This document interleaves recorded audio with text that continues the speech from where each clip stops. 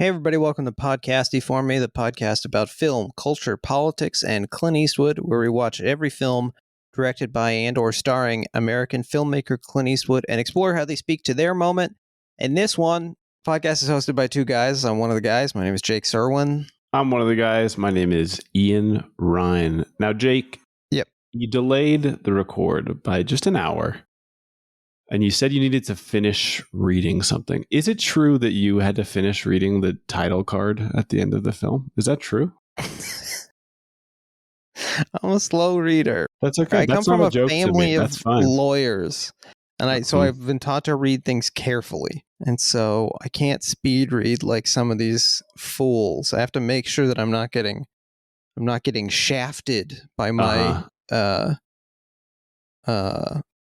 business partner or whatever happens to people. Yeah, I think you're right. That is what happens. Well, you made it. Title card. Maybe there's is there a Magic the Gathering card with a tsunami on it? Definitely. Title card. Yeah. Or maybe, some of the guys who work at the Jay-Z music streaming service real have those in the. Yeah. No. I was going to say they have them in their wallet if they meet people at a conference. Mm-hmm. Show's going great so far. Gonna have some extra eyes on this episode, so it's good that we are doing it so well. Today we're talking about. I feel nervous. I feel like there is a special guest on the show that I need to impress, and the special guest is the film a movie Unforgiven. That's right, 30 years ago. Yeah. I agree with you. I was trying to decide whether it's a good thing or a bad thing that this is probably the film that we will cover that the most other podcasts, books, every other type of media has already covered. Does that take the pressure off? I don't know. That's why I have done what I can in the form of not that much research for this episode so that I bring only uniquely podcasty for me ideas. I had the same idea. I was thinking I didn't want to listen to anybody else's coverage of this because one of my only skills is I think my brain recognizes when somebody else's idea is better than mine. So I would inevitably just regurgitate somebody else's good observation. Mm-hmm. I've been regurgitating as well out of anxiety for the... They should have that as because sustainability is in the news. It's coming up a lot lately. That's right. When you puke, there should be some kind of service where you can give it to baby birds. You can donate it to baby. There's a guy who thinks that bird regurgitation is just vomit, like it isn't like sort of a partially digested worm on purpose. Mm-hmm. Did you ever see that movie Vivarium? No. With Jesse Eisenberg and Imogen Poots? Came out, I believe it came out during sort of it was a lockdown release, went direct to video, but it's a kind of one of those movies that's sort of a feature-length Twilight Zone episode. Good film, I enjoyed it. Coherence. Yes. But it opens with, gotta look up the type of this bird. Vivarium. First of all, it's directed by a guy named Lorcan Finnegan, which I would argue sounds like a bird type. So this is, it opens with footage of the brood parasitism behavior of a cuckoo, which is the type of bird that will lay its eggs in the nest of another species and throw the eggs out so that another bird is raising its eggs. Yes. And it's just like documentary footage, and it's very disturbing to watch, especially because I'm a sucker for these things, just like a real fact, are really metaphorically big. Heavy. How can you not tell this is not your kid? It's huge and gray, and you're like a little red bird or something. Oh, you're mad at the birds that are parasited upon. Well, yeah, I mean, I just... Can't you smell something is wrong? I've often wondered that about you. Everyone loves their own brand, that's what Fat Bastard told us. Anyway, Vivarium, check it out. Imogen Poots, come on the pod. We have questions. What'd you think about the bird? Were you there during the bird part? We're talking about Unforgiven today. This is we are. The Clint Eastwood film. This is the one. I mean, there's a shot in this movie where, spoiler alert, when he first goes to see Ned, spoilers for the film Unforgiven, two of the characters interact. He's leaving. There's sort of two refusals of the call back to back in this film. He's leaving because it seems like Ned's not going to come with him on the job. And then he says something about, I see you still got that rifle. And Ned said, I can, shoot the eye out of a bird flying. And it cuts back to Clint, who gives him a little smile. Yep. And I saw that and immediately thought, this is going to be the in memoriam, the end of the in memoriam. Oh, no. Because, well, there's just like they love to do that, like a shot of like a little rye, someone sort of, and looking back at the camera and smiling because they're leaving to go to the place where Black Panther's dad lives now. Yep, the plane of the ancestors or whatever. TWA.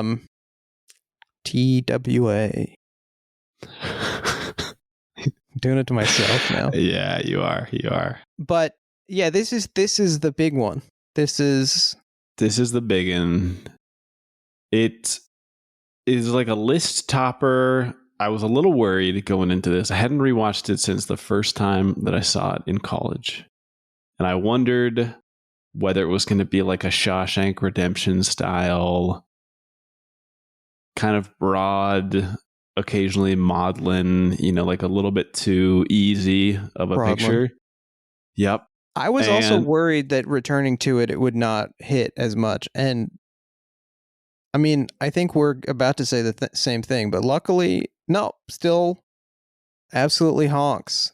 Yep. 11 out of 10. I think it fakes you out where it actually makes some decisions that seem like it's going to be the type of movie that I was just talking about. And then it just denies you. It prevents you from releasing. Yeah, Sting is in the movie. Yeah.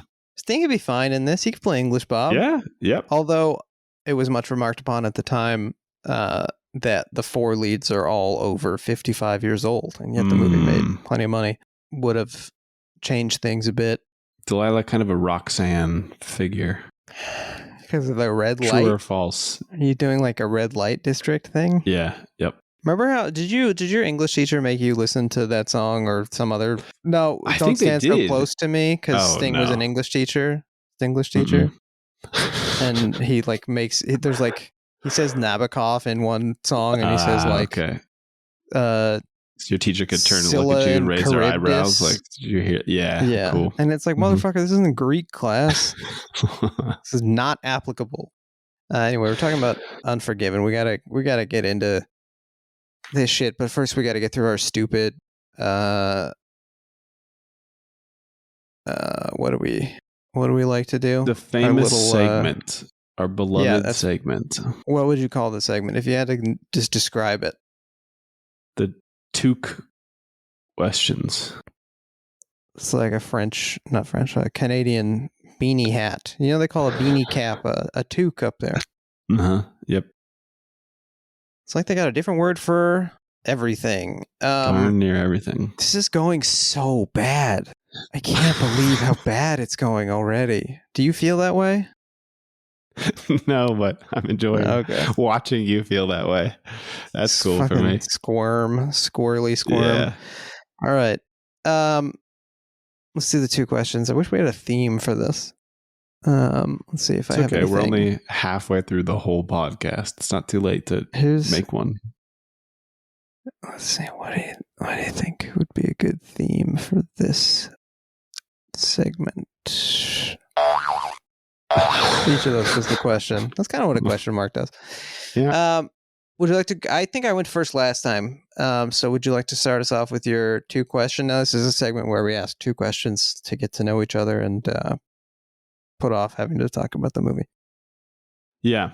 I wanted to ask you if you think, and this is going to be a little bit meditative, not a funny question, but also not one of the ones where I ask you and then I immediately regret it being too serious. I wanted to ask if you think that your ability to hang out with your friends has changed as you've aged.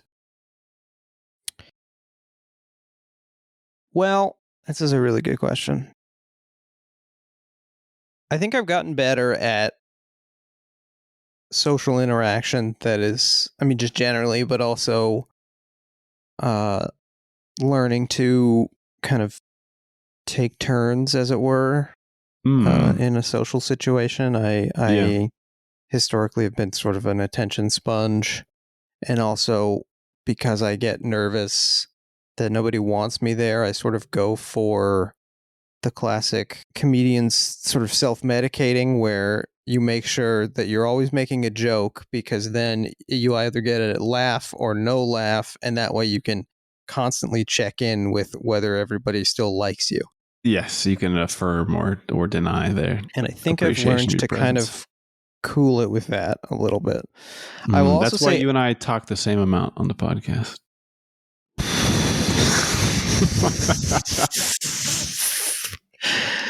Yeah, I mean, just kidding, man. Come on, it's a joke. You're not, because we do. Yeah, I know, but it's a little bit different because hopefully you don't feel pressured to perform in front of me, a guy you've known for. I feel pressure to perform on the show. Sure, when, one of the guys isn't talking because his internet is a fucking it's like a pigeon or something. Going on the attack, huh? I see. Yeah, it's okay.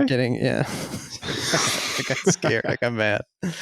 I hurt my feelings. I had to kill him. Yep. Is it? So I've been sort of dancing. Speaking of socializing, hanging out with friends, trying to strike the right balance. Yeah. Is it okay for me to be mad at your internet, or is that sort of condemnation of the state of the global South that has been caused by some of the privileges I enjoy? I guess I don't see those as mutually exclusive. You can be mad at the circumstance that also personally affects you and frustrates you, but you can be upset that there's no recourse. I think that probably living in the United States does train you to believe that the consumer has failed somehow if they don't have the best thing, when in fact it may just not be available at all to some people. Well, now I've learned to be angry at Joseph Robinette Biden Jr. for failing to secure my podcasting partner's high-speed internet. Yeah. We should all be living in a South Korea style, fully internet soaked zone. Everything going on in South Korea is super good, as anyone who's worthy of imitation. Noticed. Yeah, anyone who's interacted with any piece of South Korean media will know. Politics, labor, all good over there. They pretty much got it figured out, huh? They got some of the greatest and most beautiful little guys who dance in unison. I'm talking about the boy bands. Oh, thank God. What did you think I was saying? I don't even know. Sometimes, like an arcane racism. You ever talk to an old guy and he'll hit you with something so far out of anything you've ever heard that you don't even know really how to respond. Did I tell you about the time that somebody, I forgot what came up. I think it was Kiarostami. I was working at the video store and somebody was talking about, I don't know, I recommended them a foreign film and they said, I don't watch that kind of stuff. Maybe it was Close Up. Maybe it was like, yeah, it might have been Close Up. And the guy said, oh no, I don't, I can't watch that guy's stuff. He's Egyptian. And I said, no, he's actually from Iran. True. Yeah. And he goes, look, man, he's Egyptian to me. It's my opinion. He's Egyptian.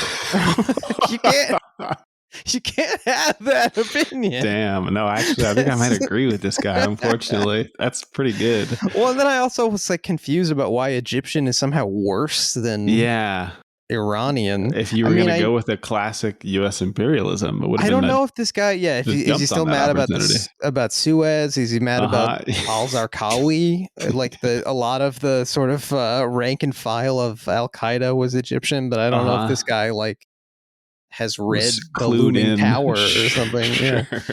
Anyway, also, I was just going to say that I've kind of always been an old man in a certain sense in friend interactions because I was, to my great dismay, always the first one to fall asleep at the sleepover. Well, I was not, but now I've joined you on that. So I guess it's okay for me. I have fallen asleep simultaneously watching a movie so many times. Right. Just like entered the drift together. I got to tell you, it's such a relief, though, if you're going to be with one of your best buddies in the whole world and you are enjoying a movie together, but you're also getting very sleepy and you look over and your friend is also getting really sleepy. And you realize the room is warm and I put on something that's weird. It's the second film more than usually. It's good. Yeah. Like Warriors of Virtue. Yeah. We both, I don't know if either of us made it through the opening credits of Warriors of Virtue. That movie's like 79 minutes long. Yeah. Yeah. What about you?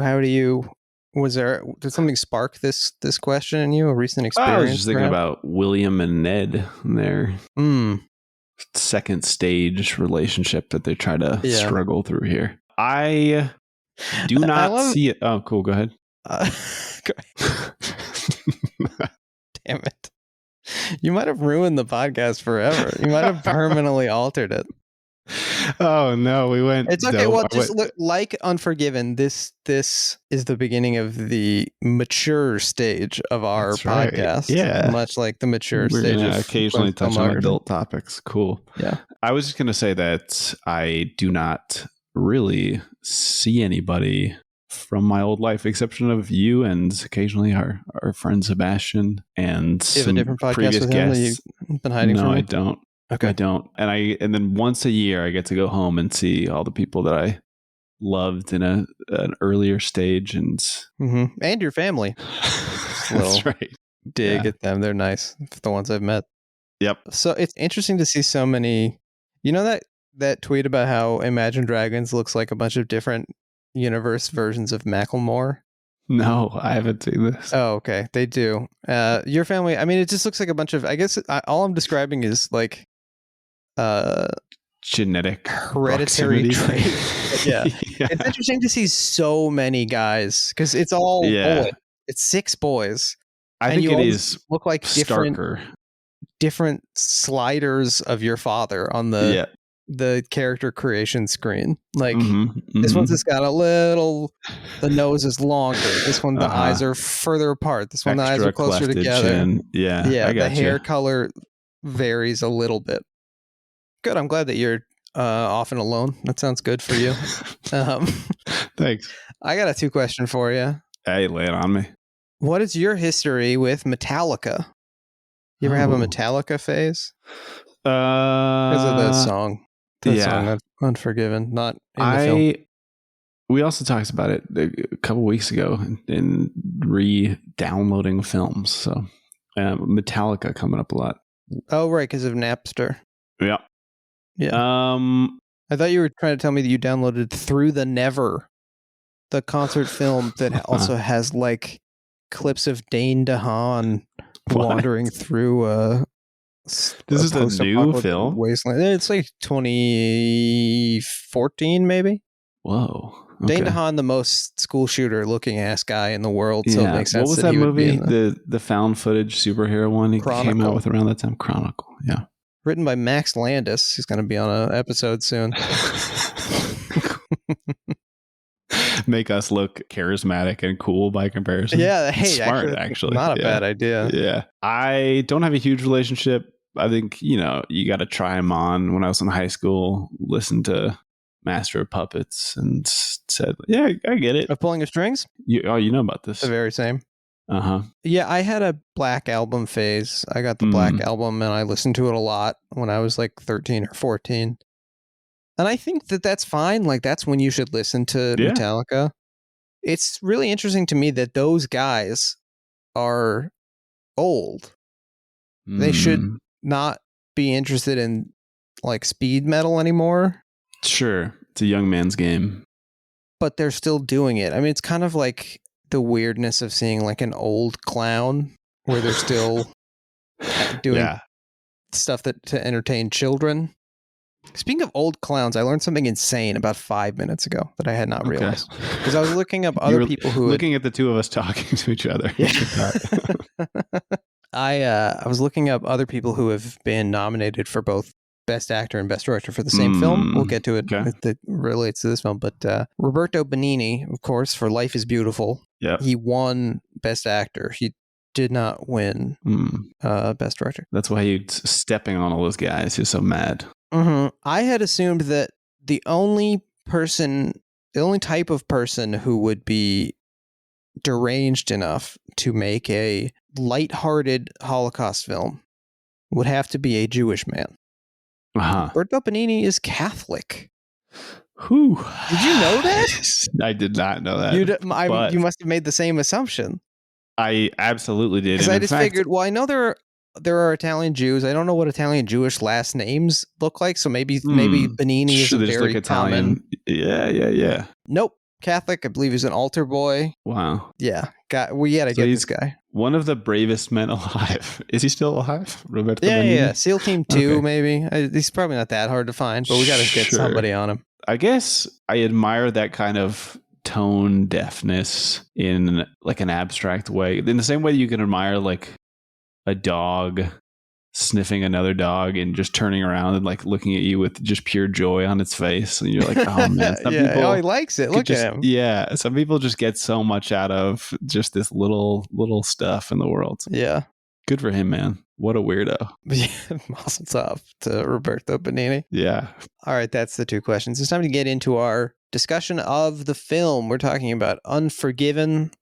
This is a 1992 Western directed by Clint Eastwood, released August 7th, 1992, started filming almost exactly 1 year prior, maybe like August 27th, 1991. So in the time it took to make the film, to shoot it, and then edit it, two little boys, two podcasters would rise.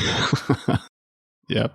We were both born in that the space period of this. Wow. Yeah, pretty cool. Special. They were shooting the movie while I was born. I thought maybe I could try to find some like call sheets or something to figure out what exactly was being filmed on the day I was born, and I could not. I assume it was the best parts of the movie.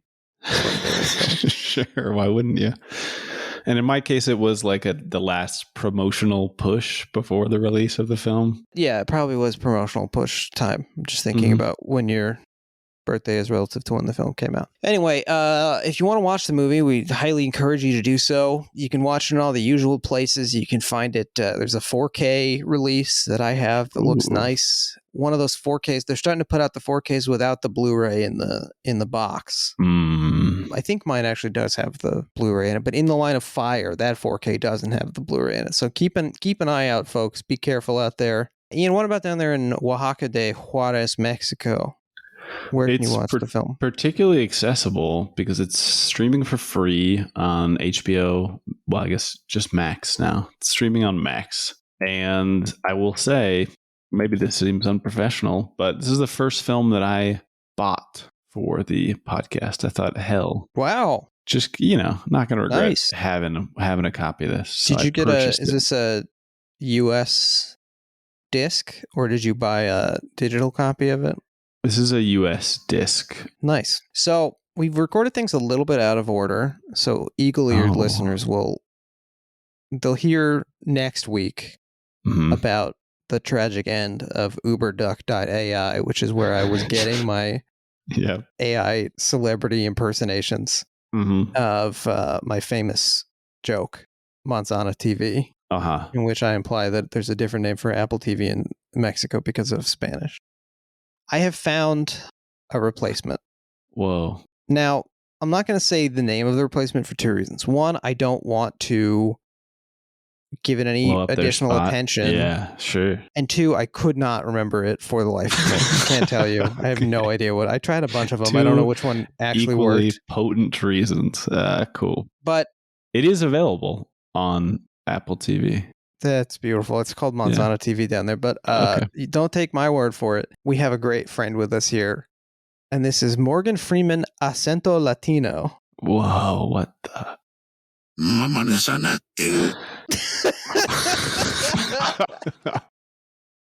Well, they got it.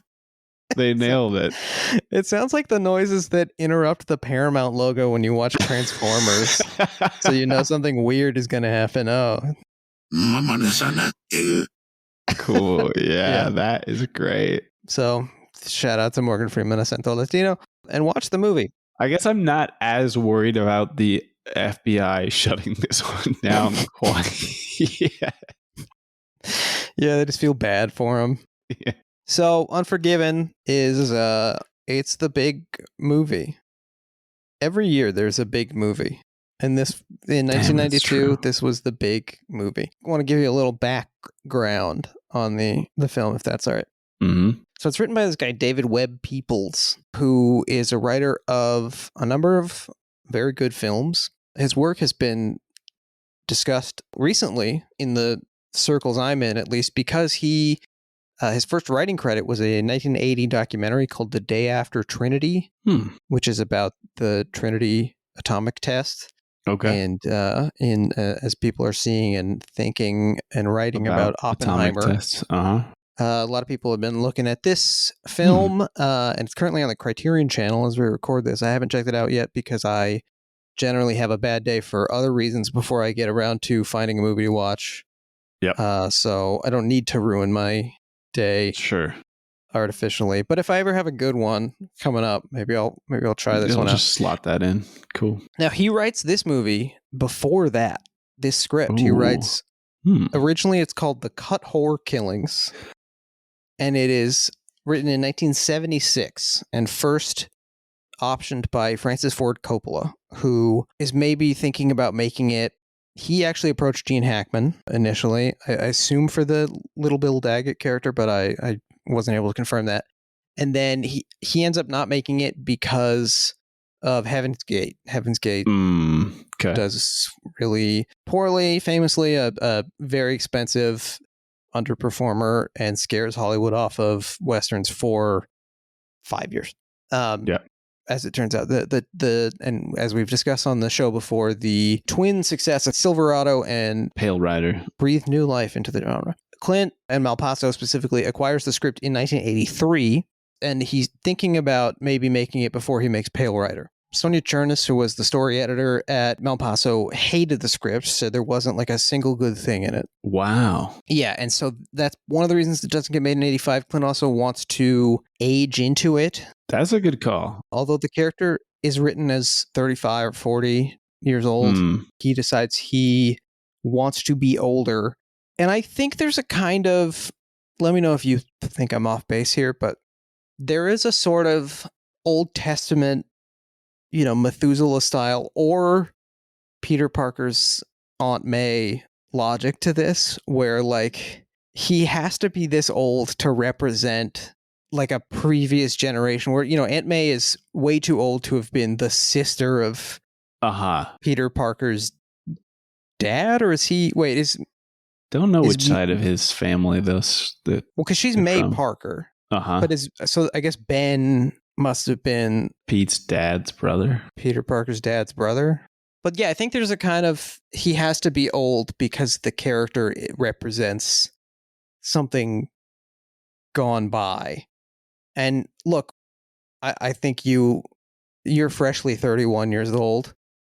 I've gotten used to being 31 a little bit. I certainly feel like I represent many things gone by, but maybe not visually quite as much as a lined and grayed man. Would you agree with this?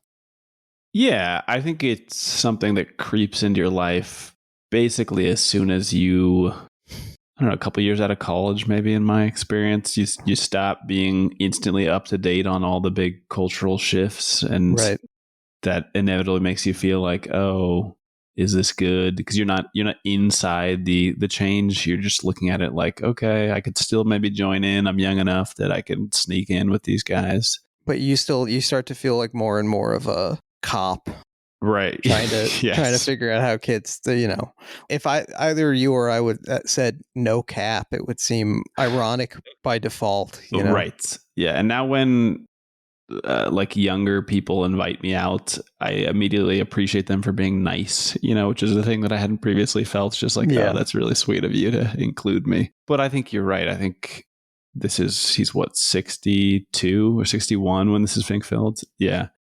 You said when this is Fink filled? Is that what you said? Did I say that? I think you said he's 61 when this is Fink filled. Well, fortunately, this is recorded, so listeners, let us know. Yeah. Did that happen? Richard Harris also this exact age, basically, right? Is that true? I didn't I get believe to his also birthday. Born in 1930. Damn. Just they got a good little little crew here. And you're saying this is a time gone by, but we know potentially from our travels in this Western world before that it's all kind of fake. So there wasn't really a time that was the original time. They kind of just wished it into existence with characters like the Beauchamp type people promoting it. It was hard to kind of do that math and try to figure out the younger days of Will and Ned would have maybe been prior to cowboy times, when does the cowboy times period begin and end? Right. I mean, there were people shooting each other in drunken fights, certainly, but not the most famous people. This is like the prime, or maybe 10 years after the prime time, 20 years after maximum. Yeah. So Clint acquires it in 85 and finally decides to make it, in part after the three underperformers in a row. The two movies, Bird and White Hunter Black Heart, make like no money. I think put together they make like $5 or $6 million. And then The Rookie is a disappointment and has a large budget because of its stunts. Yeah, bigger swing. And so I think part of it is Clint Eastwood in a Western sells itself. That's going to be a successful film regardless. Mm-hmm. He also, it seems like, understood the value of the script. Apparently he was looking for someone to rewrite another script and wanted to read this to check out if this David Peoples guy was any good. And then he's like, wait a second. This is good. This is really good. Yeah. And you were starting to say some of the other Peoples projects. Yes. What else did he do? So he has a writing credit on Blade Runner. He comes onto that project after Ridley Scott and Hampton Fancher, who was the first writer, have, I think, some kind of falling out or a creative disagreement. And so he comes on and does a later version of the Blade Runner script. Which is good. I've read pieces of what I believe is the Hampton Fancher version, and it really comes across like sci-fi fan writing. Hampton Fancher, interesting guy. He's also credited on Blade Runner 2049. He directs a movie in 1999 called The Minus Man, which stars a fairly young Owen Wilson as a kind of mysterious drifter who I think maybe is a killer. And it has a one-scene performance by Sheryl Crow in it, who's like really captivating in it. And you're like, why is it she? Why was have she you in seen this film? 20 movies. Yeah, I did watch Minus Man. Cool. He also is one of the credited writers on The Mighty Quinn, he's the only credited writer on The Mighty Quinn, which is a Denzel Washington, an early Denzel Washington starring role that I recently watched, where he plays a cop in the Caribbean investigating a murder of a rich white guy, and Denzel's accent goes in and out. And he wears little shorts, and he plays the piano and sings at one point. The soundtrack's full of reggae. I can't recommend the Mighty Quinn enough. Sold. So that's Hampton Fancher for you. But Peoples is also one of many writers on the film Lady Hawk. He, with Jeb Stewart, writes this movie called Leviathan, which is a sort of, I guess, post-Abyss. Well, it's the same year as The Abyss. It's really like a Alien and The Thing riff in an underwater base. Stars Peter Weller and Ernie Hudson. I mean, do I need to keep describing it to you? It's kind of cool. Meg Foster's in it. Hector Elizondo. Oh, just watched Pretty Woman for the first time, and I realized what an Elizondo head I am. Dude, Elizondo, he's also basically playing the same character in The Princess Diaries. Oh, yeah. And is very winning in that. I got to talk to you a little bit about this movie. It's 40 minutes into the episode, and we haven't talked about Unforgiven yet, but I got to tell you about the movie that David Webb Peoples wrote and directed in 1989. It's got two titles, one of those movies that is so unsuccessful that they try a couple different names for it. Yeah. So depending on who's asking, I guess, or what version of the VHS you have, it is either called The Blood of Heroes. That was the US title, but it was an Australian co-production. So it was released as The Salute of the Jugger. Okay. Jugger. Stars Rutger Hauer, Joan Chen, and Vincent D'Onofrio. It's a sort of post-apocalyptic Mad Max type thing. All right. But it centers around, or at least heavily features, a brutal sport known as the game. Oh, cool. Oh, Delroy Lindo's in it too. All right, I'm watching Salute of the Jugger after. Yeah. But I got to tell you about this. So the film is inspired the creation of the sport jugger. Whoa. This has had like a Quidditch style college kids play this effect on the real world. When did the film come out? 89. No one's ever heard of this movie. All right. So Jugger has its own Wikipedia page. Okay. The film version was invented by the film's stunt coordinator Guy Norris and its writer-director David Webb Peoples, especially for the movie. The transformation into a real sport happened independently in Germany, the United States, and Australia in the late 80s and early 90s. It's especially popular in Germany, and there's the Berlin tradition and the Hamburg Dilettanten tradition. There's like sort of different versions of the game. The goal of the game, I'm reading directly from the Wikipedia page. The goal of the game is to collect the ball, aka skull or jug with 2 G's. All right. The jug. From the center of the field and place it in a goal, a mall or mound at the opposite end of the field from where one's team starts. Teams are composed of 5 players, of which one is allowed to touch and carry the ball. This player is known as the quick, Q-W-I-K, or runner. The remaining 4, known as enforcers or pompfers, P-O-M-P-F-E-R-S, are equipped with padded swords or a foam ball on the end of a rope. So like like a mace. Like LARP medieval weapons. These 4 make room for their runner to get to the goal by tagging players from the opposing team. The runners can engage in rugby-style wrestling. Depending on the specific rule set in play, games end after a particular number of points have been scored, often 5 or 7, or a particular amount of time has elapsed, usually 200 stones or 30 seconds. Come on. 300 seconds, excuse me. So there's a list of equipment here. The skull, which is called the jug in Berlin tradition, or it's probably Schadel in Hamburg Dilettanten tradition. This is a ball made to resemble a dog skull, usually made of foam and tape. Not an actual dog skull, as in the Blood of Heroes. Because an actual dog skull would break, which leads me to believe somebody's tried. Yeah. The mounds are usually made of it's a pyramid with the top cut off and like a hollow in the center for the ball to go in. Ritualistic. I like it. There's a bunch of the weapons vary. There's Australian style weapons, German style weapons, and American style weapons, all of which include. All these lists include like an American Gladiator style Q-tip sort of thing, staffs, swords and shields, long swords, chains, padded chains. This thing sounds like it rules.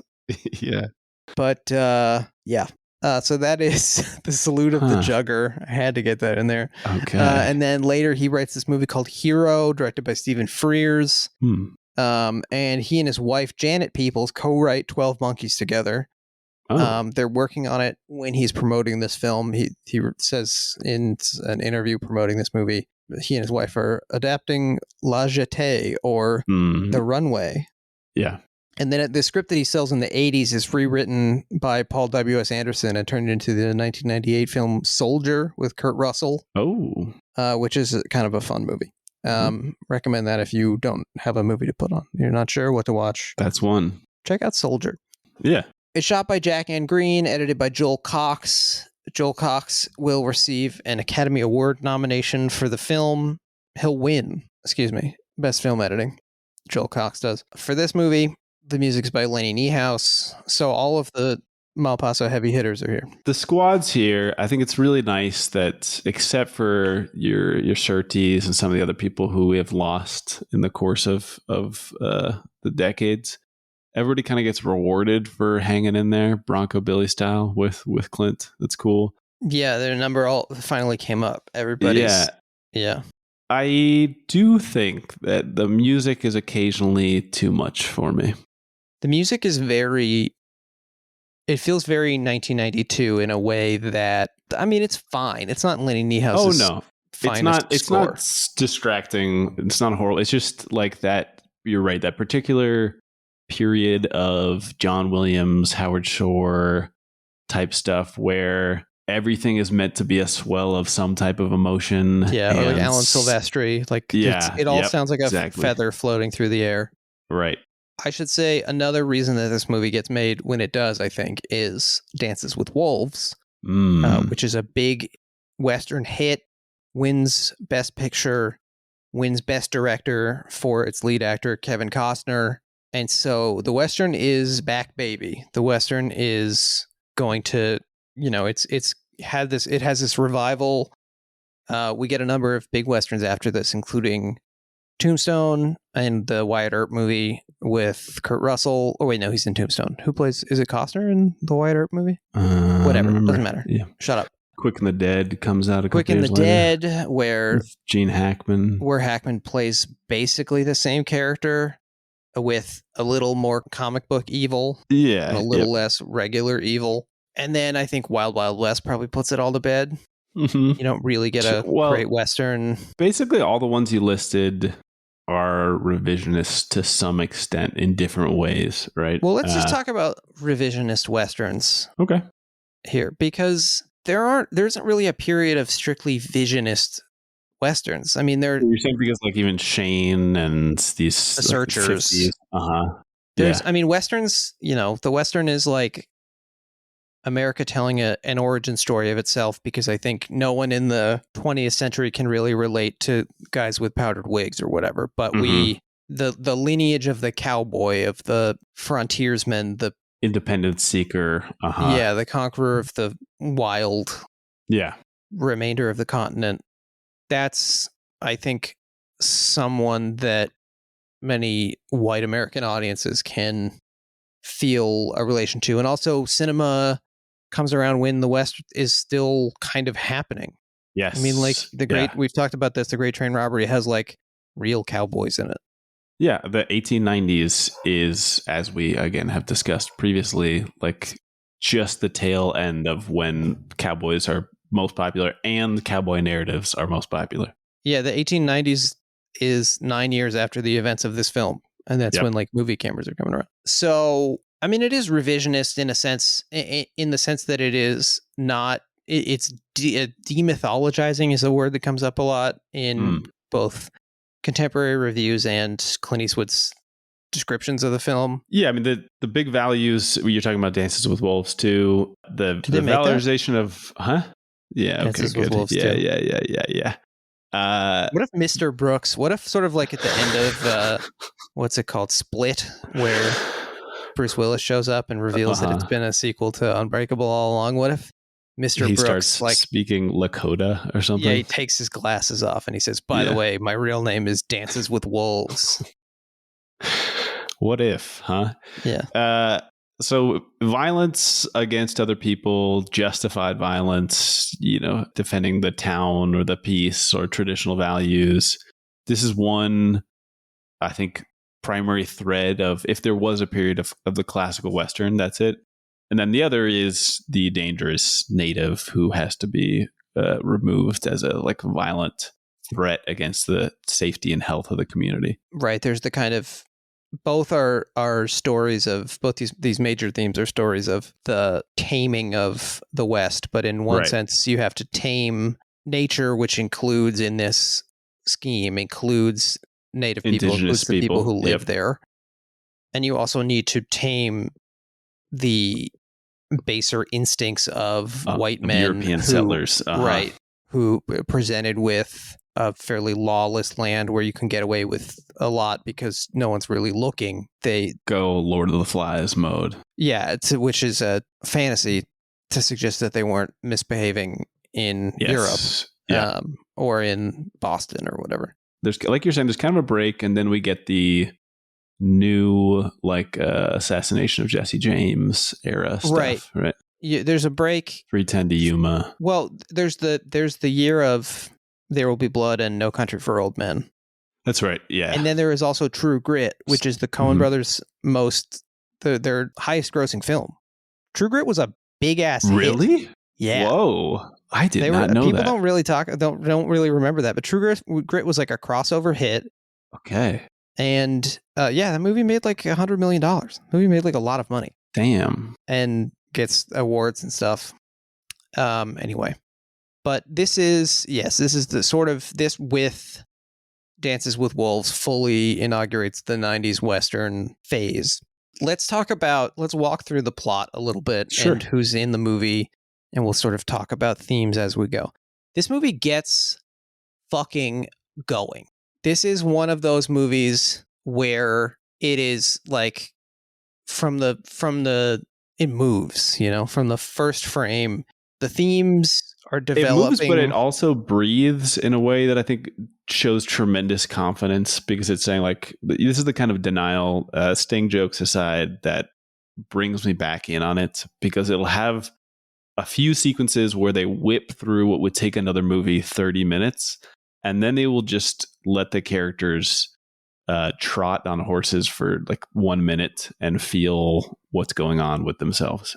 It also opens with a shot that buys so much goodwill from me that they could basically fuck up the next 45 minutes and I would still be on board. It opens and closes with this shot. There's also a very similar shot of Clint and Morgan Freeman riding horses in profile against this impossible sunset light.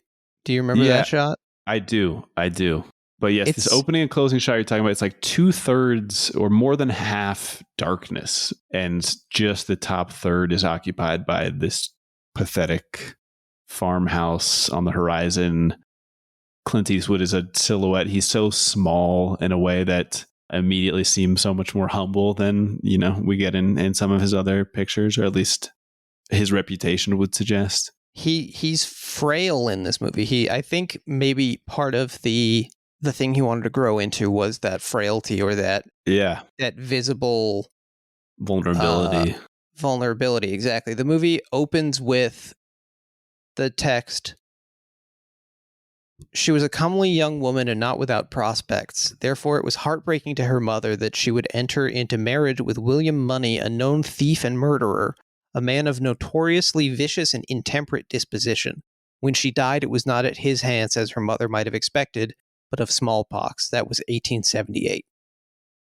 First of all, fucking short story in, what is this, 3 to 4 sentences, I guess. Sets up the whole thing. He's William Money is a former bad man. They at one point, Ned, the Morgan Freeman character, literally says, "We're not bad men anymore. We're farmers," as if bad man is like a job, like a Lego job. One of them's something a bad that man. Gene character Little Bill also basically says, makes it one of these ontological criminal categories we love to talk about. So William Money is a sort of a alcoholic gunfighter who's gone straight. His wife got him off of the sauce, and he has found Jesus. He's found the Protestant work ethic. He has become a farmer. But I think significantly, it's not that he believes, it's not like he no longer sees the darkness in the world. Again, looking at this opening shot with so much darkness and so little light, I appreciate that he hasn't become some kind of Pollyannish, like convert. He's become a guy who wants to do good, but that doesn't mean that he no longer recognizes how the world is. He doesn't even cuss anymore. He's always referring to, his past wickedness. It is the language of like revival. It is Christianity.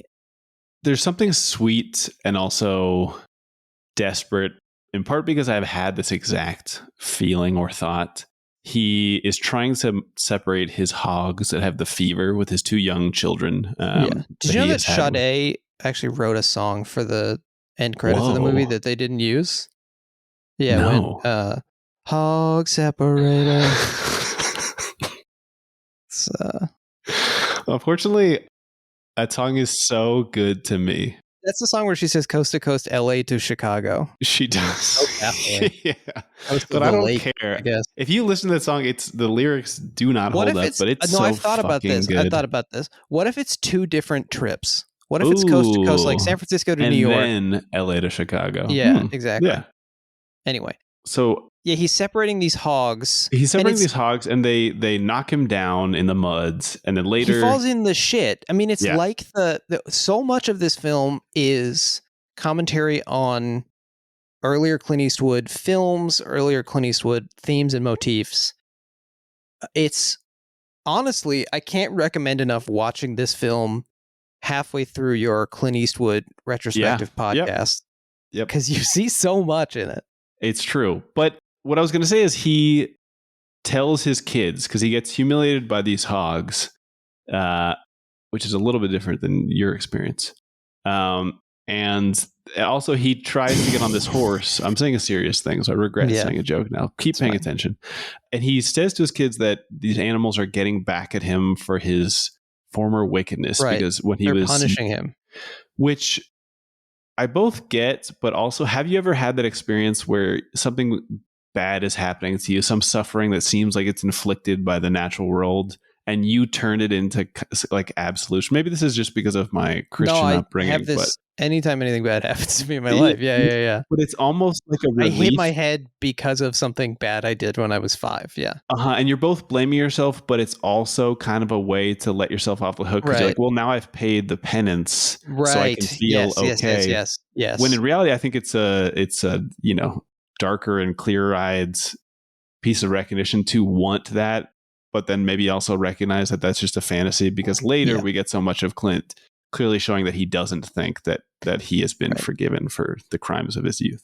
But I think I believe after the title card with Clint burying his wife, we go straight to Big Whiskey. Is that wrong? I think that might be right. Yeah. So we go straight to this town of Big Whiskey, Wyoming, which for the film, they fully built out a town, no false fronts. It was a whole town that they built in Alberta. Henry Bumstead was the production designer on this movie. He had been art director on Joe Kidd and on High Plains Drifter. He had built the town in High Plains Drifter of Lago. So he's basically building Clint another town. I think we probably talked about it then. But some of the other movies that he had worked on as art director, various other capacities, similar capacities. He worked on Vertigo. He worked on To Kill a Mockingbird. He worked on Tell 'Em Willie Boy Is Here. He also worked on a bunch of other shit, like I Married a Monster from Outer Space, which came out the same year as Vertigo. Seems like there's a lot of these guys that Clint can get, like a Bernard Herrmann style guy who has been involved with productions, the rules of the game guy that you've talked about before. Yeah, he really knows how to tap into these people who have seen the entire history of cinema. But as a production designer, he worked on Topaz, which is one of the last Hitchcock movies. He did Truffaut's Slaughterhouse. Wait, no, Truffaut did Fahrenheit 451. Who did the Slaughterhouse 5 movie? He did George Roy Hill's Slaughterhouse 5 adaptation. Excuse me. Family Plot, the last Hitchcock film. Roller Coaster, which has come up on this podcast 100 million times. Yeah. Smokey and the Bandit 2, The Little Drummer Girl, Psycho 3. Funny Farm with Chevy Chase, Ghost Dad with Bill Cosby, which we'll be doing next on the podcast after Clint Eastwood. We're doing full Cosby. Dude, don't say that. Don't say that again. But then he kind of moves into prestige mode. And so he does Cape Fear for Scorsese in 91, then Unforgiven 92, A Perfect World, The Stars Fell on Henrietta, Absolute Power, Midnight in the Garden of Good and Evil. He becomes a pretty regular Malpaso player, also Home Alone 3 in there somehow, through Letters from Iwo Jima and Flags of Our Fathers. Wow. Those are the last Clint films that he works on. So good stretch. Henry Bumstead, welcome back to the podcast. But yeah, they built this whole town of Big Whiskey, and it is a town in absolutely gorgeous surroundings. It is, but I think it's totally empty. Yeah, that's the feat to me, is that they take this thing. I will say some of the most beautiful places I've ever been to in my life, Glacier National Park, close to Alberta, but they turn it into this like flat, vacated place in a way that's a real feat. Yeah. You really get the sense that this is the beginning of the fight between people and nature, and people are winning people are losing at this point. Mm-hmm. And as we record this, nature is losing although maybe winning again. It's might be sort of a kind of self-destruct. Gonna hit. Yes, exactly. It's a kamikaze attack. Uh-huh. So they built this whole town, and apparently, partly because of just logistics, Jack and Green was made sure that the ground was constantly being re-watered to keep it muddy and shitty. Ooh. Everyone had to, the base camp was at the bottom of the hill where Big Whiskey was, and to get to set, you had to take a horse-drawn carriage. What? Which Clint said, first of all, like nothing puts you in the mood to be in a Western, like a bumpy, slow carriage ride. Like it physically slows you down to the kind of Western speed of life. Mm-hmm. But I love to think about like Klieg lights being horse-drawn up a hill. Yeah. And so they shot, like, everything is inside these real buildings. Mm. So we're in Big Whiskey. There's some reverie noises going on in the local billiard house, which doesn't have billiard tables anymore. It's the place where you get a drink and you visit the local sex workers. Yep. And you hear a giggle, and then... Yeah, this is off screen. I think the first time it didn't even register for me. Right. I believe you can hear the girl say it's small. Right. And then a man flies into a rage and slashes up a prostitute that he is visiting because she has laughed at his small pecker. And I think it's really effective because we don't see this unfold. We are seeing the younger, more innocent of this pair, Davy boy, in his visit to a sex worker next door, and he hears this and has to join like in media res, and we don't really know what has happened initially. Right. And first he grabs the sex worker to pin her down, and then he tries to hold his friend back, and there's sort of just this like chaos of violence and unexplained, trying to figure out what is going on and stop it. So he slashes up this woman quite savagely. Yes. The character Delilah, played by Anna Thompson, sometimes credited as Anna Levine. Are you familiar with this actress? She looked familiar. What else has she been in? Yeah. Well, so she's very briefly in Bird as a woman that Charlie Parker has an affair with. She's like a blonde woman.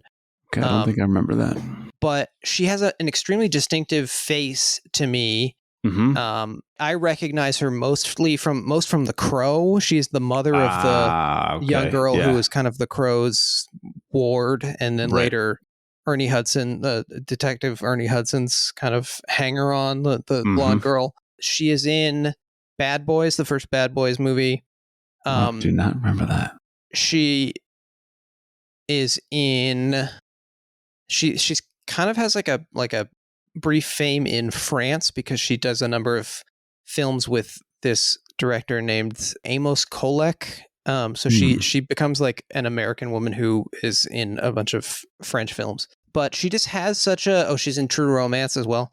She has such a immediate... There are some people who have like an immediate kind of sympathetic quality or it's not frailty because she's not small, but it's like nor is it like traditional femininity or beauty. It's like an ethereal quietness. Well, I think Buster Keaton has the same thing. There's like a little kind of it's almost like a I don't know, like a puppet, like a puppy or a kitten. I said puppin.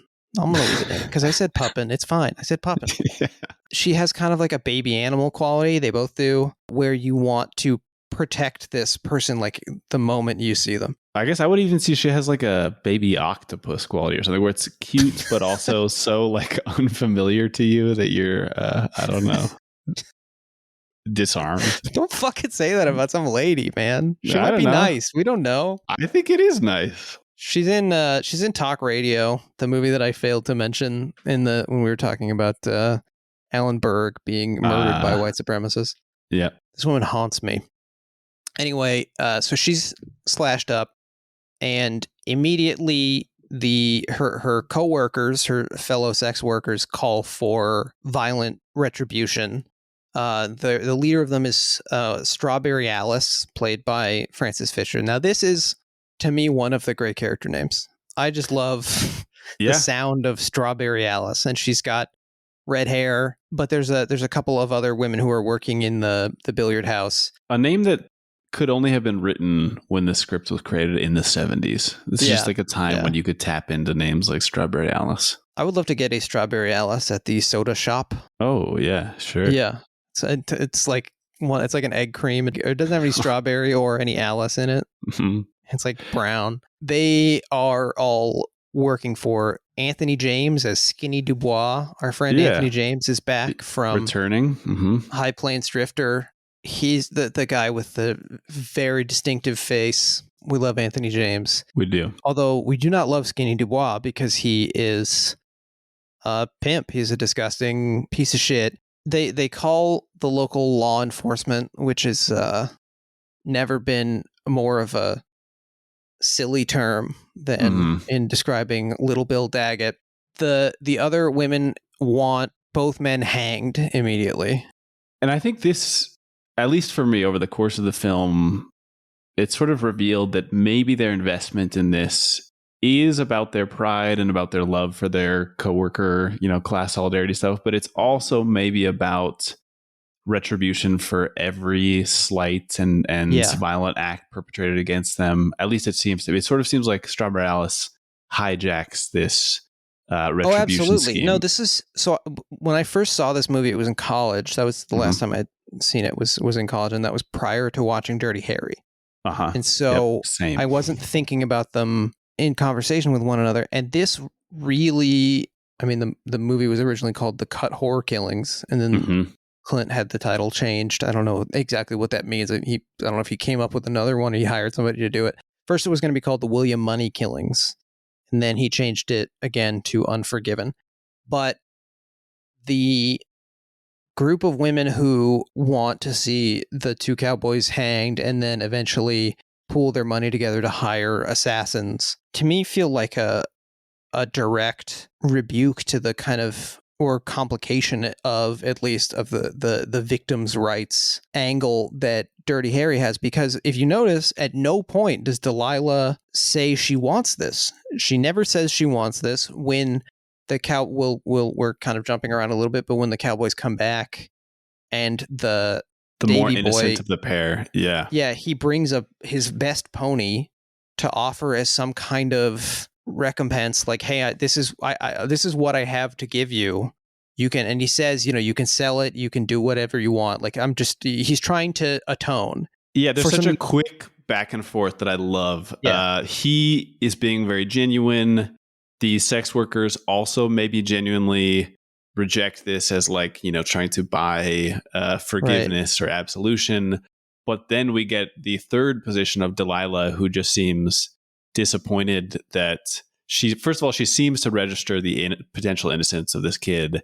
And then also, I think we could say, like, from a reparations standpoint, this is her best chance in the entire film at actually getting something for her suffering. Right. And it's wasted. It's fascinating to me that the movie is so clearly engaging with the idea of victims' rights, but from the direction of the actual, the direct victim in this crime doesn't want blood for blood. Right. Yeah. They're not calling for the death penalty, as we'll get in True Crime not long from now. Exactly. So Little Bill shows up. He's the local sheriff and also just kind of the petty tyrant of this town. Yes, this is Gene Hackman. Gene Hackman. Now, Gene Hackman, before I was a Clint Eastwood boy, you know this about me. I was a Gene Hackman boy. You were right to be. I don't know when you introduced me to Night Moves, but I do want to give you credit for that. One of the great films. Night Moves, I remember the night that I watched Night Moves. Like I have like a very distinct memory of watching Night Moves alone in my apartment on Roebling Avenue in Westwood, California. Yeah. It was hot. I was like, my laptop was on the kitchen table. I remember like the direction I was facing in the room. But I became a Gene Hack boy, and I had many abortive attempts to start a Gene Hack blog, trying to figure out some sort of proto Pod Casty For Me Gene Hackman retrospective. Talking about his raincoat in the conversation, other such pieces of incredible raincoat in the conversation. Yeah. He's terrific in Get Shorty. Yeah. So I've seen like 30 Gene Hackman movies, and many of them are things you've never heard of. So Hackman's my guy. And he's so good in this. He wins the Academy Award for Best Supporting Actor in this, having already won it for the Academy Award for Lead Actor for The French Connection. He is one of the finest to ever do it. And he is playing Little Bill Daggett, as I would say, like, in this movie is a lot about the mythologizing of violence and the mythologizing of, and he is a violent man who forgot to mythologize himself. He is like, doesn't care about selling himself. He is all strength and no legend. You know what I mean? I would only add that I also think that his decision to not mythologize himself does also manifest in critiques of every other version of this violent man that we come across in the film. I mean, he kind of has like a set of so-called principles that he puts forward to the like dime novel. But basically, to me, it just seems like every other person who commits the type of acts that he commits for some reason or another is unjustified or foolish or cowardly or disgusting, scorn worthy. And you're right. He uniquely is like bewitching and terrifying without making an effort to be those things, which is this is the Gene Hackman special. He is, you can tell he is full of coiled rage that he can unleash on you. He's just like such a solid man physically. He's not like a huge guy, but he's like a tree, you know? In researching this episode, I was reading about the Garfield assassination attempt, and was it Odie? You would think so, right? No, the actual assassin of James A. Charles Garfield. Guiteau.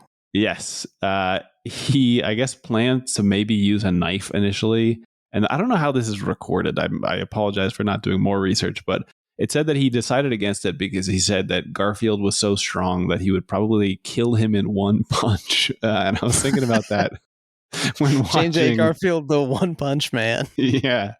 So when watching Hackman, I was thinking about like, some guys physically or emotionally just project this fortitude. Right. We'll get to the Garfield thing in a minute because I have an important question for you. But Little Bill comes in and immediately starts discussing reparations as a transaction, as a they use the word capital to describe these women. Right. I forget if it's Skinny or Skinny brings out his contract. Yep. And he says, I have here a contract with Delilah Fitzgerald, the cut whore. Like immediately it's her legal title. And he calls her damaged property.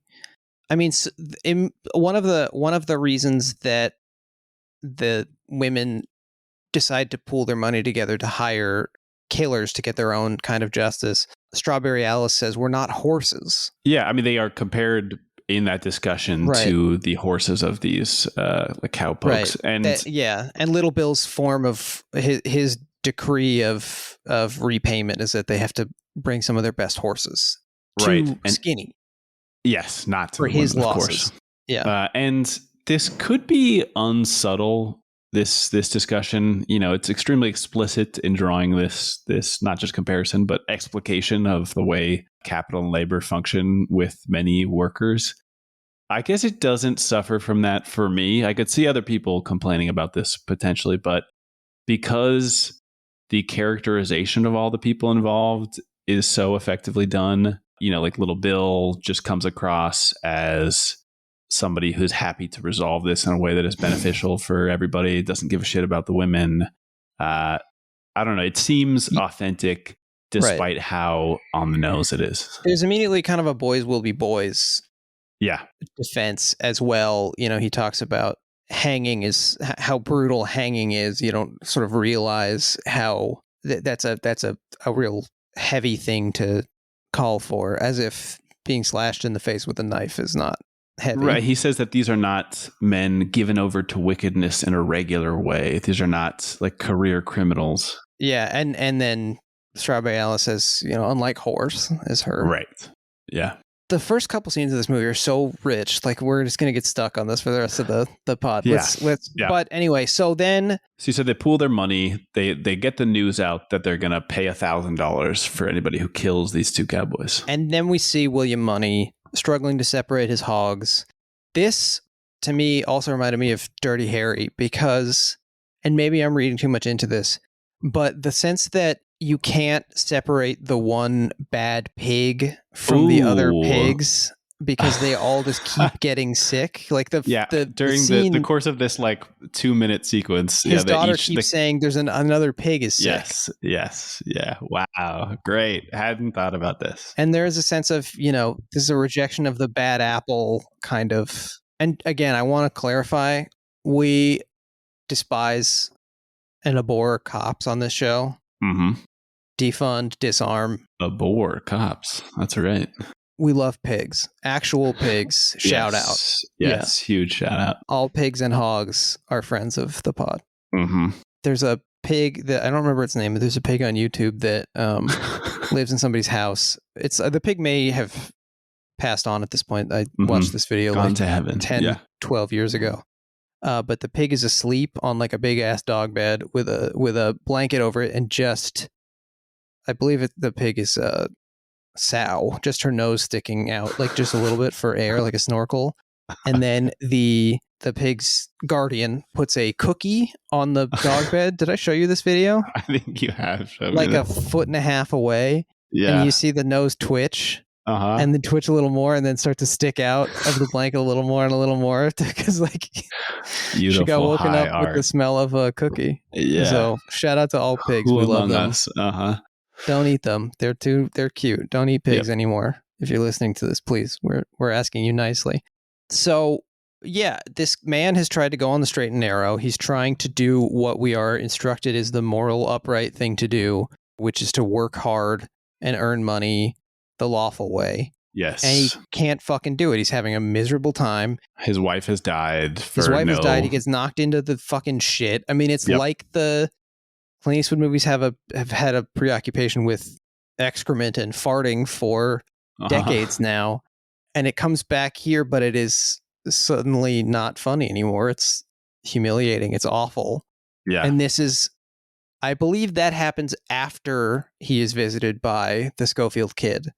I think it happens during the time that he's visited by the Schofield kid. So some twerp shows up, and I think the casting of, now Ian's name on Zencastr is James, Jaimz, which is the spelling of the name of the actor who plays the Schofield kid, James Woolvett, Jaimz. Young man who recalls powerfully to me Rebel Outlaw Josie Wales is Jamie.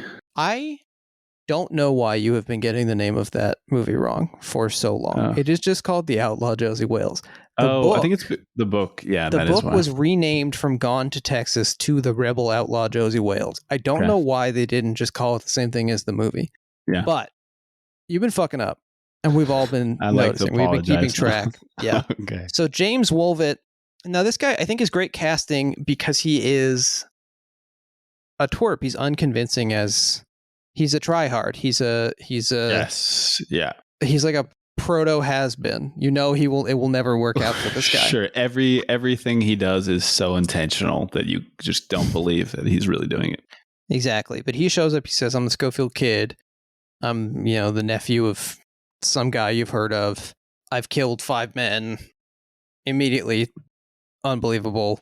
Yep. But I've sought you out. I want you to help me kill these 2 cowboys and make $1,000. And Will refuses, says, "I don't do that anymore.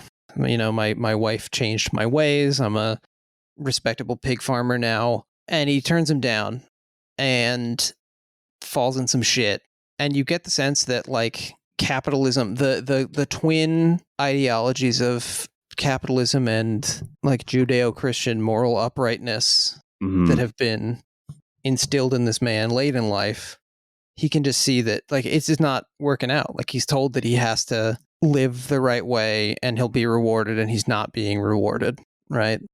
And I think the other implication that I imagine this is not a unique reading, but he claims when he talks to his friend Ned, later Morgan Freeman's character, that this is because he wants to give the youngins a better life. So you're right in saying this seems to be like recognizing the relentless nature of living in capitalism and trying to find some kind of escape out of the lowest rung. But it also seems like he's maybe going to be killed, right? Or just kind of commit suicide by cop or something. Yeah, there's the sense that this kid is not going to pull it off.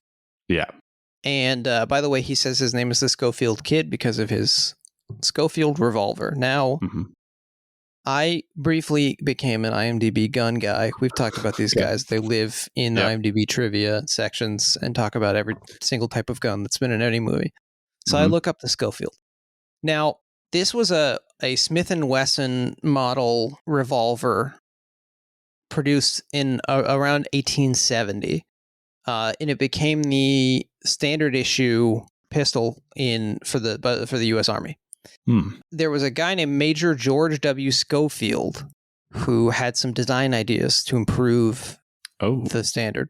Okay. And in 1875, the U.S. Ordnance Board granted Smith & Wesson a contract to just make this the new gun that everybody has.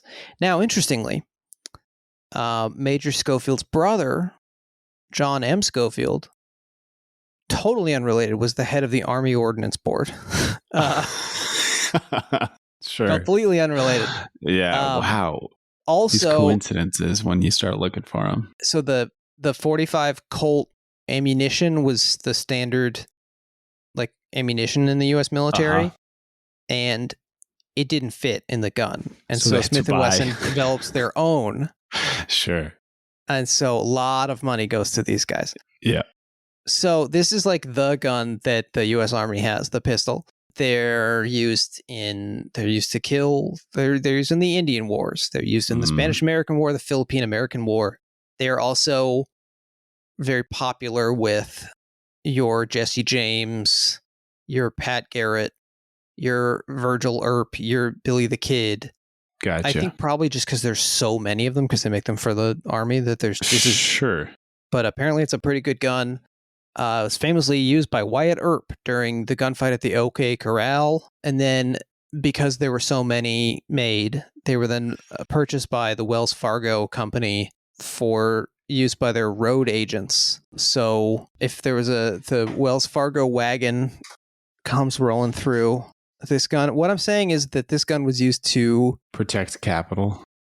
Preserve capital, but also commit a large part of what has been described as an omnicide of the Native Americans in the United States. And mercifully, then Lieutenant Colonel Schofield, he was promoted probably for this.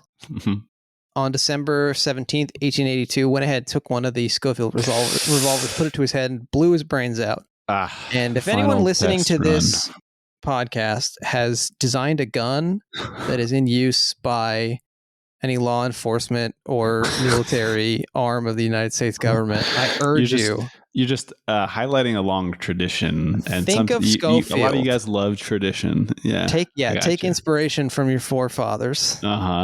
And I think he was looking himself in the mirror while he did this. Whoa, which that's gotta respect this hardcore way to go. Ahead. Yeah. Annie Oakley had one of these. So anyway, he's named himself after his gun. He leaves without Will, but Will realizes I think I'm going to do this. And he follows the kid. Although first he goes to see Ned. Well, no, he's already decided that he's going to go. He says, I'll be back in a few weeks to the kids. But he doesn't know yet whether Ned's going to join him. Yeah. He says, if you need anything, you can kill some chickens if you have to. If you need anything, go see Sally Two Trees at Ned Logan's place. And then he goes to see Ned. And there's a ride through this insanely idyllic Alberta valley to a little house. It's kind of like the house at the end of Josie Wales, where they're all gonna this is exactly what I thought of also. Yeah. This in the river little house that they built. Yeah. Yep. And he goes to see his old friend Ned, who is played by Morgan Freeman. living alone with his wife, Sally Two Trees, who's a native woman, making a little life for themselves in this extraordinarily beautiful valley. Now, Morgan Freeman, you've heard of this fella? Sure have. He's got acento Latino, we learned earlier. I don't know why I did that. That was so Italian. This guy got big on The Electric Company, not unlike Sonia Braga on Vila Sésamo, the Brazilian Sesame Street that we talked about on Rookie, our episode on The Rookie. And then he appears in some Shakespeare, gets an Obie for playing in Coriolanus. Then he moves to Broadway, gets a Tony nomination.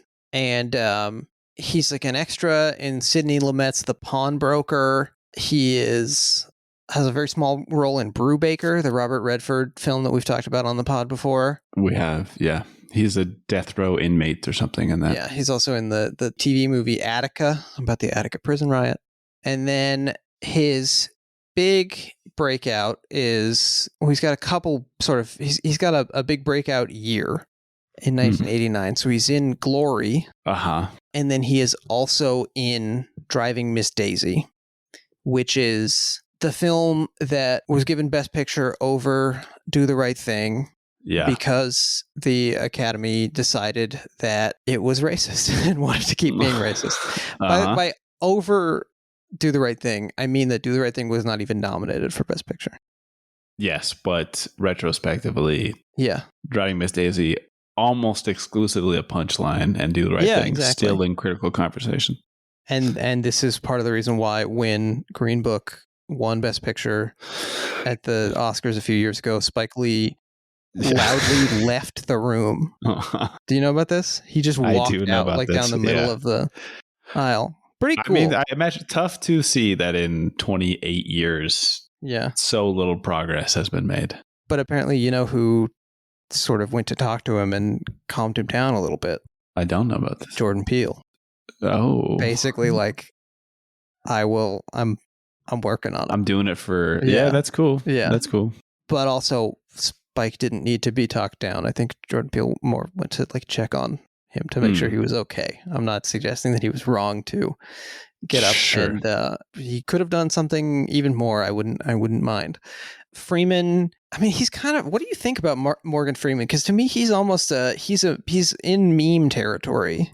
He is, and he represents, not only because he is in the film I referenced, Shawshank Redemption, but he is often, I think, in these films, particularly since he has become a meme and this sort of source of self-parody, but films that delight in just rewarding the audience for feeling the emotions that the film told them to feel, and then the film says, hey, like, this is good, you know, we should all feel great about us being in this experience together. This kind of weird patting yourself on the back type thing. I don't dislike him. I think he has some great films.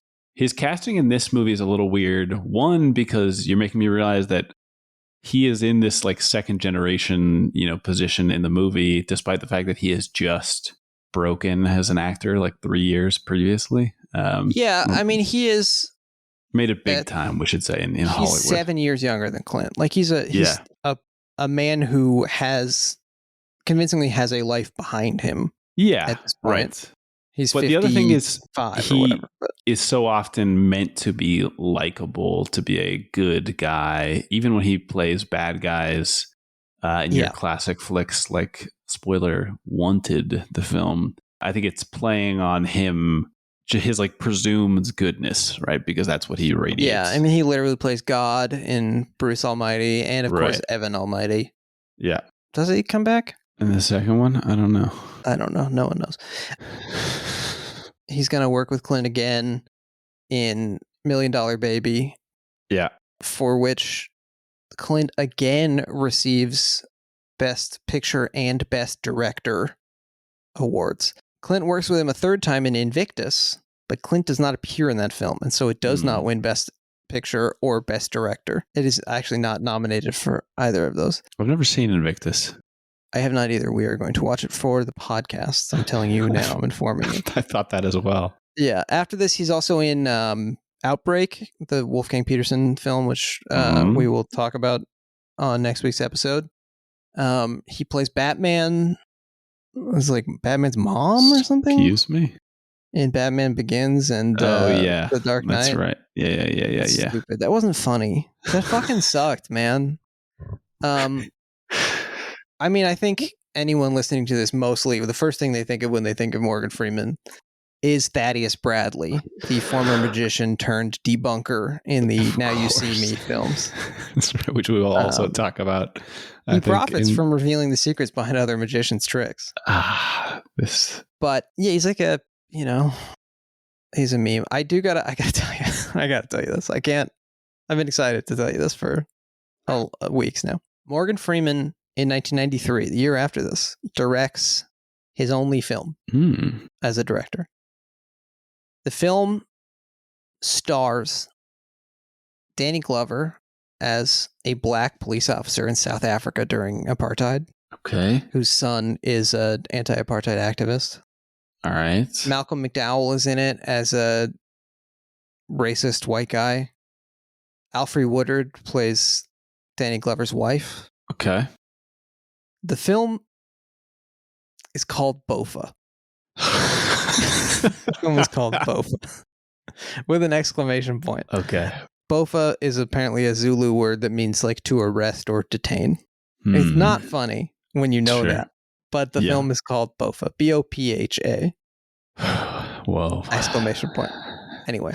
So this is Clint's former partner, or Will's former partner. What's interesting about the Freeman character, and I was reading, I think probably like an undergraduate essay about this, but it hasn't been remarked upon that much that I've seen, is that his blackness is not mentioned by any characters in the film.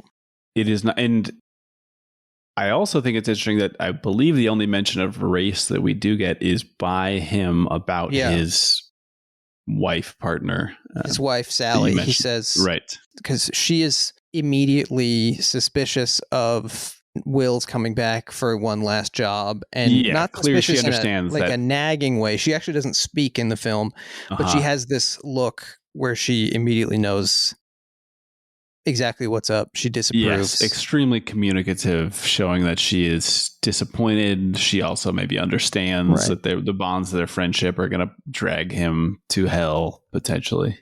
Yeah, and this gets into, I mean, obviously the Sally Two Trees character just doesn't have a large role in the story. Yeah.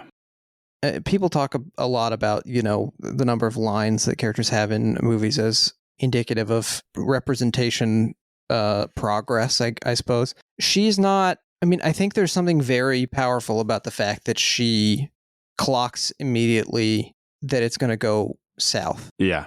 And also the Ned character is a sort of relative innocent, because at no point is he under illusions. And I think it's interesting that the two non-white characters in the film are the ones who see that the violence is only going to beget more violence, that this whole enterprise is doomed from the beginning.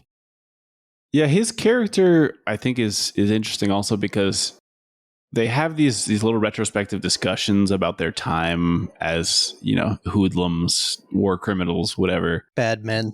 Right. And as we've talked about, this to me also rings very Blood Meridian, Glanton gang type stuff. Right. But one of the things they talk about is how much worse or how hated William Money's character was by everybody else in the gang. They were either afraid of him or thought he was a piece of shit, basically. Right. But I think that puts Ned in kind of a strange position where he is lumping himself in by saying that they are both bad men. They've both done these things.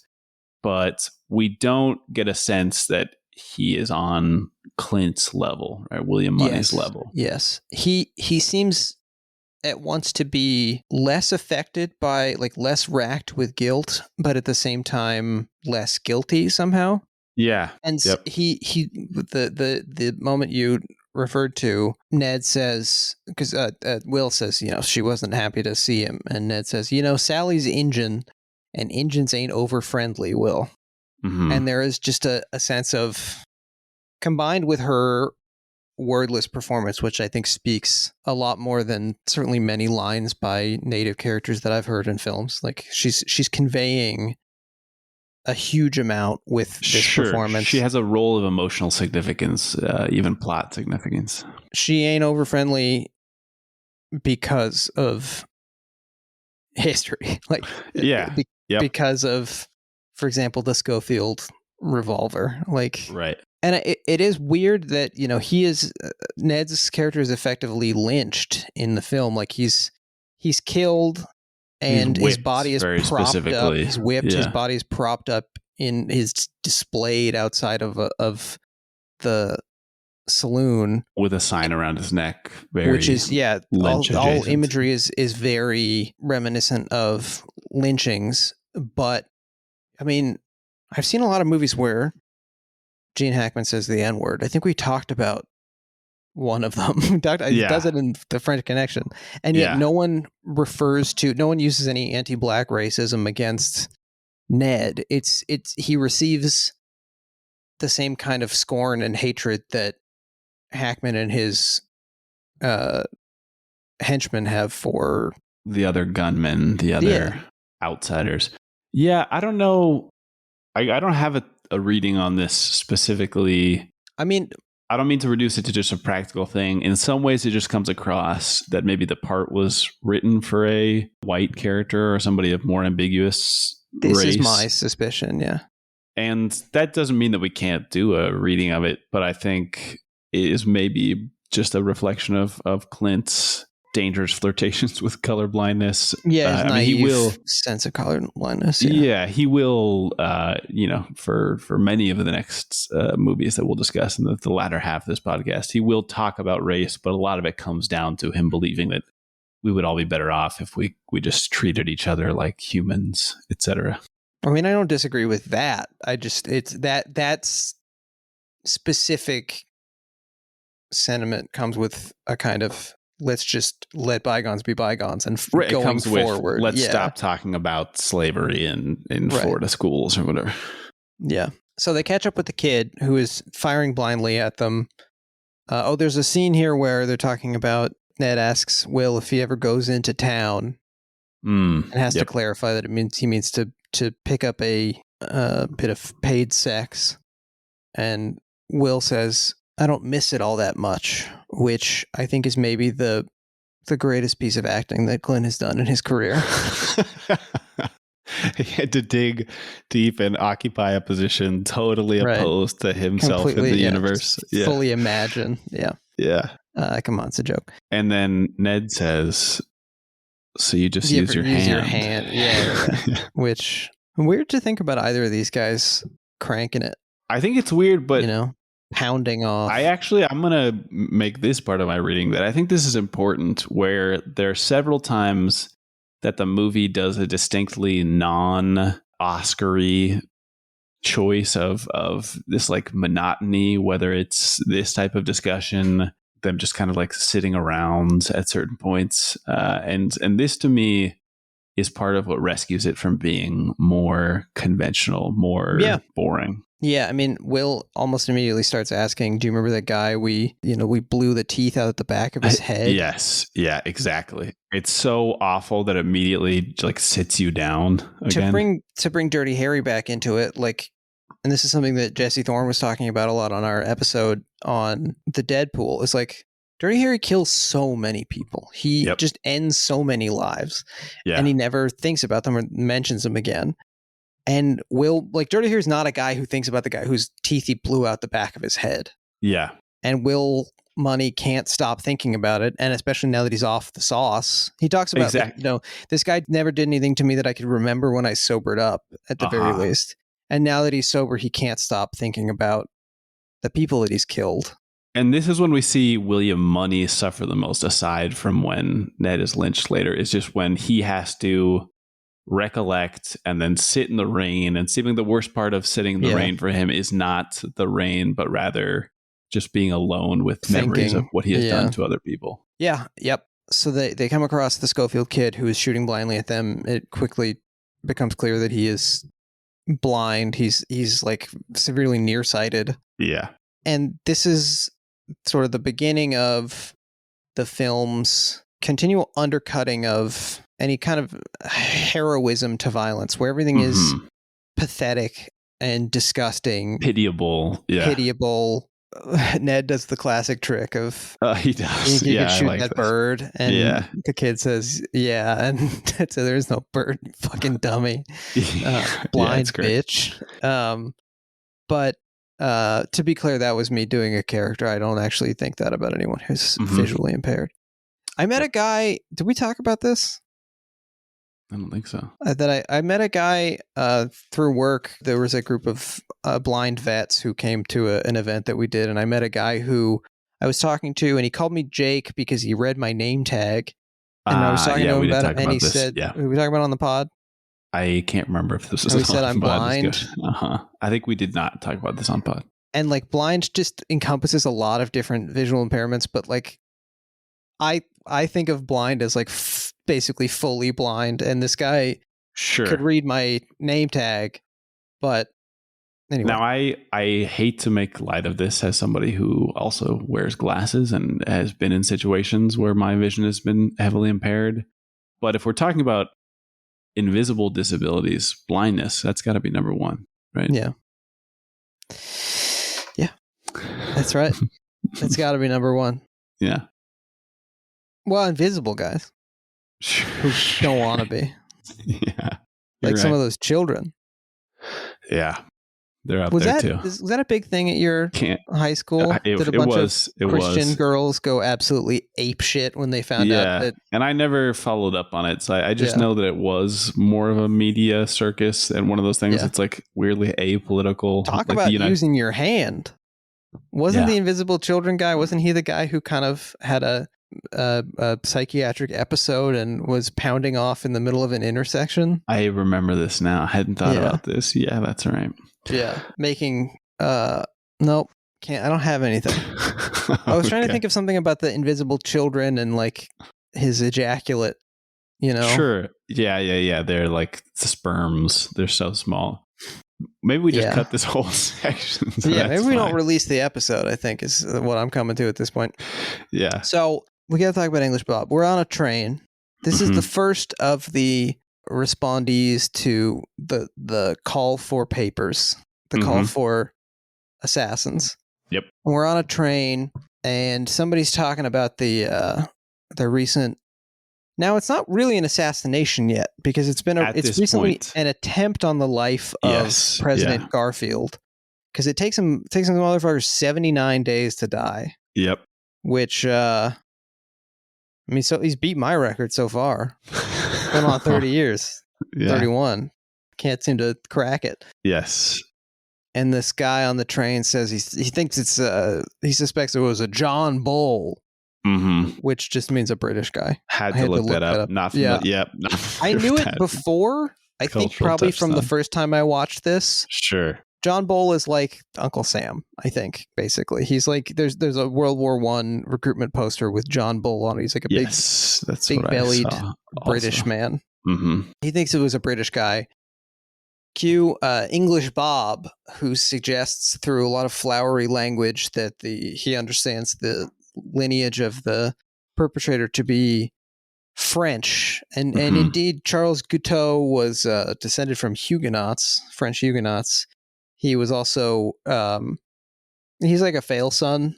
I relate to this guy quite a bit. Sure. I did read about his father hating him and like disavowing him in public letters. But it also seemed like this man just suffered from what we would now recognize as extreme mental illness. Oh, like profoundly. I mean, borderline or bipolar or something. I don't know that anyone who's killed a president. Yeah. I agree with that. Most murderers have suffered from some type of mental derangement, but this guy, he was believed he was on a mission from God, and that there was like conspiracies against him. Which this brings me to the question I wanted to ask you.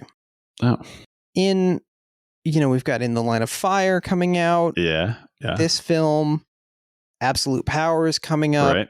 There's just a lot of presidential assassination talk in the movies that we're watching.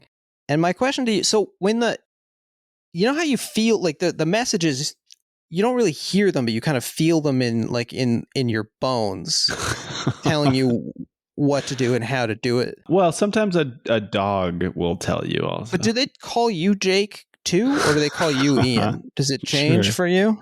Hey, really healthy of you to be thinking about other people's experiences. That's it seems like you're probably in a good place. I'm just mentally interested in whatever kind of technology they're using to change the name, if they to can sort of fill it in.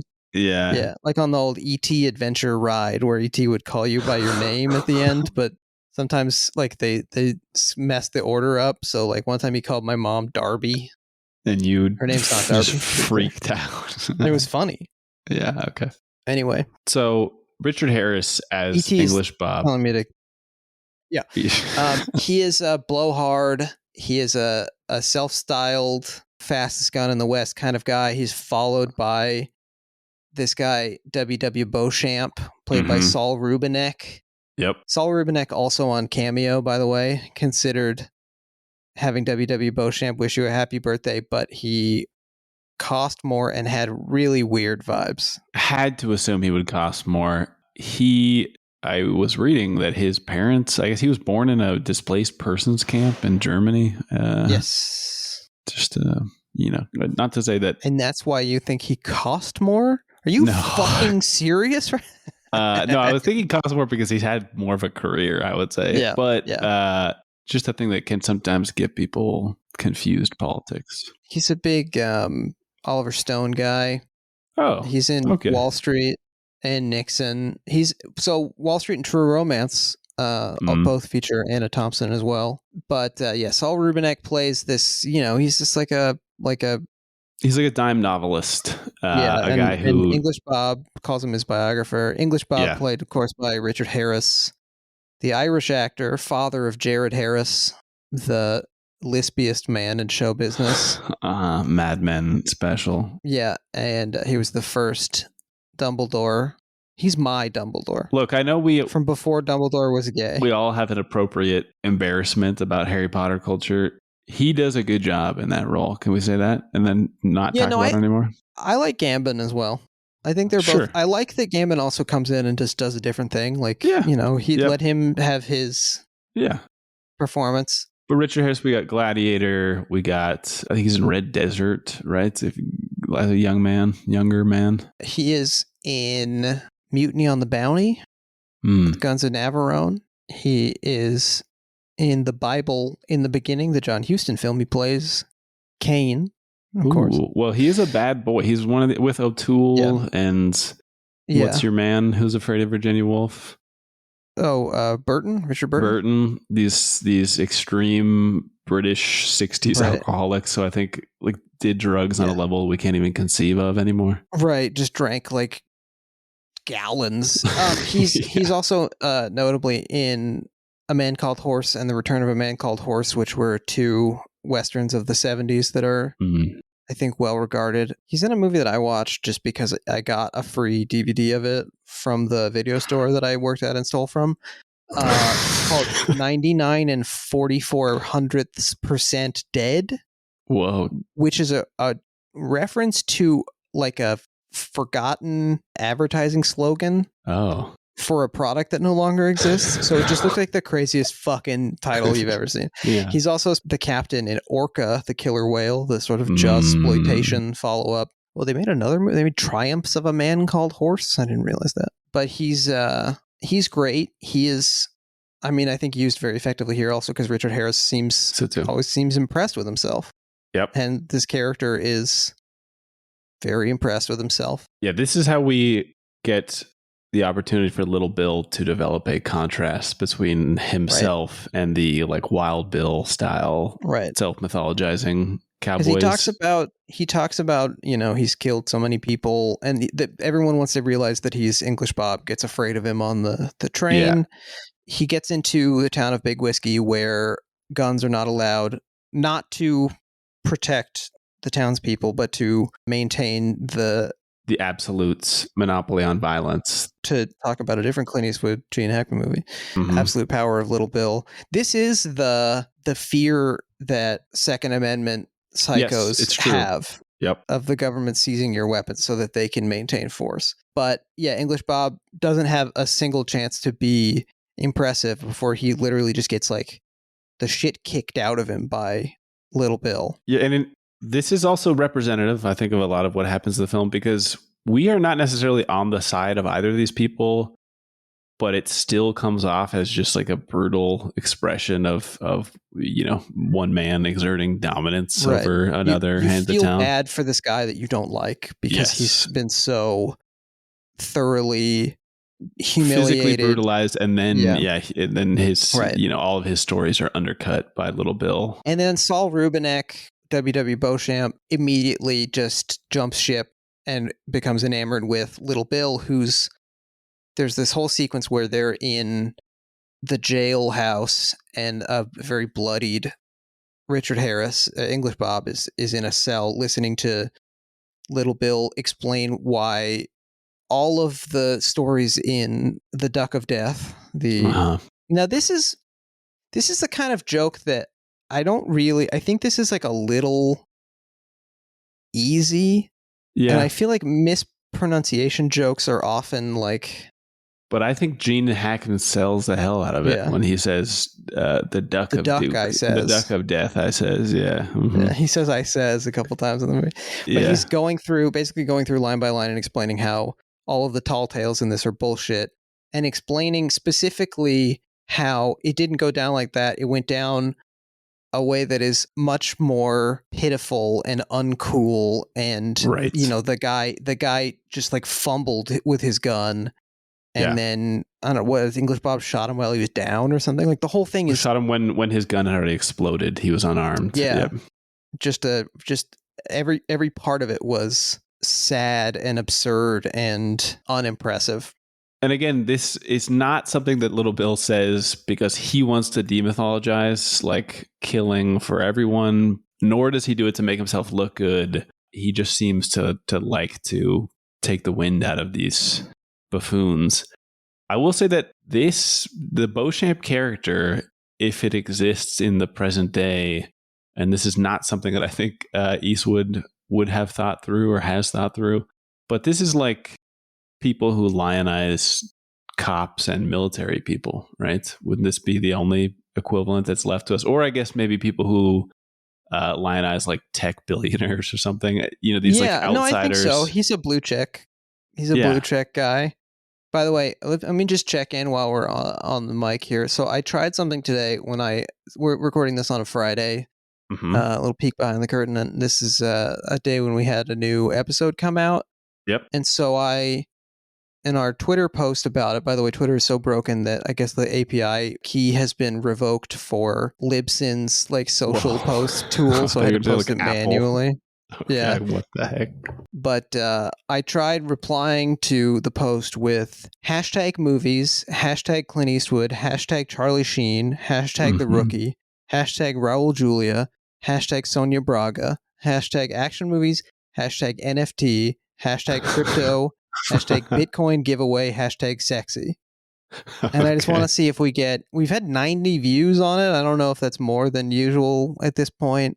Little more engagement, I guess. I got 2 likes on that tweet, specifically from the blue check account NFT Cam, KAM, okay. And then also from a blue check account NFTs _art. Hey, we specialize in promoting the most impactful art collection focused on NFT and AI. Those are both hashtagged. Anyway, I'm gonna DM those guys for promotion. Cool. So just trying it out. But anyway, there's this incredibly upsetting but like pointedly actionless scene. Maximum menace, 0 explicit violence. Where he's talking about how hard it is to actually kill somebody and hands Beauchamp a loaded gun and then has him hand it to English Bob and says, like, kill me where I stand. And they can't do it. And he basically just like big dogs them, humiliates them. And it is this act of violence that is like inherently anticlimactic or uncinematic in a way that is, I think, I mean, to me, Little Bill represents like more of the reality of violence without Yes. As I said before, like without any of the myth or legend attached to it, he forgets to self-mythologize. Like he's a fascist that works in a small town, but I don't think Little Bill wins the presidency. You know what I mean? Mm-hmm. Right.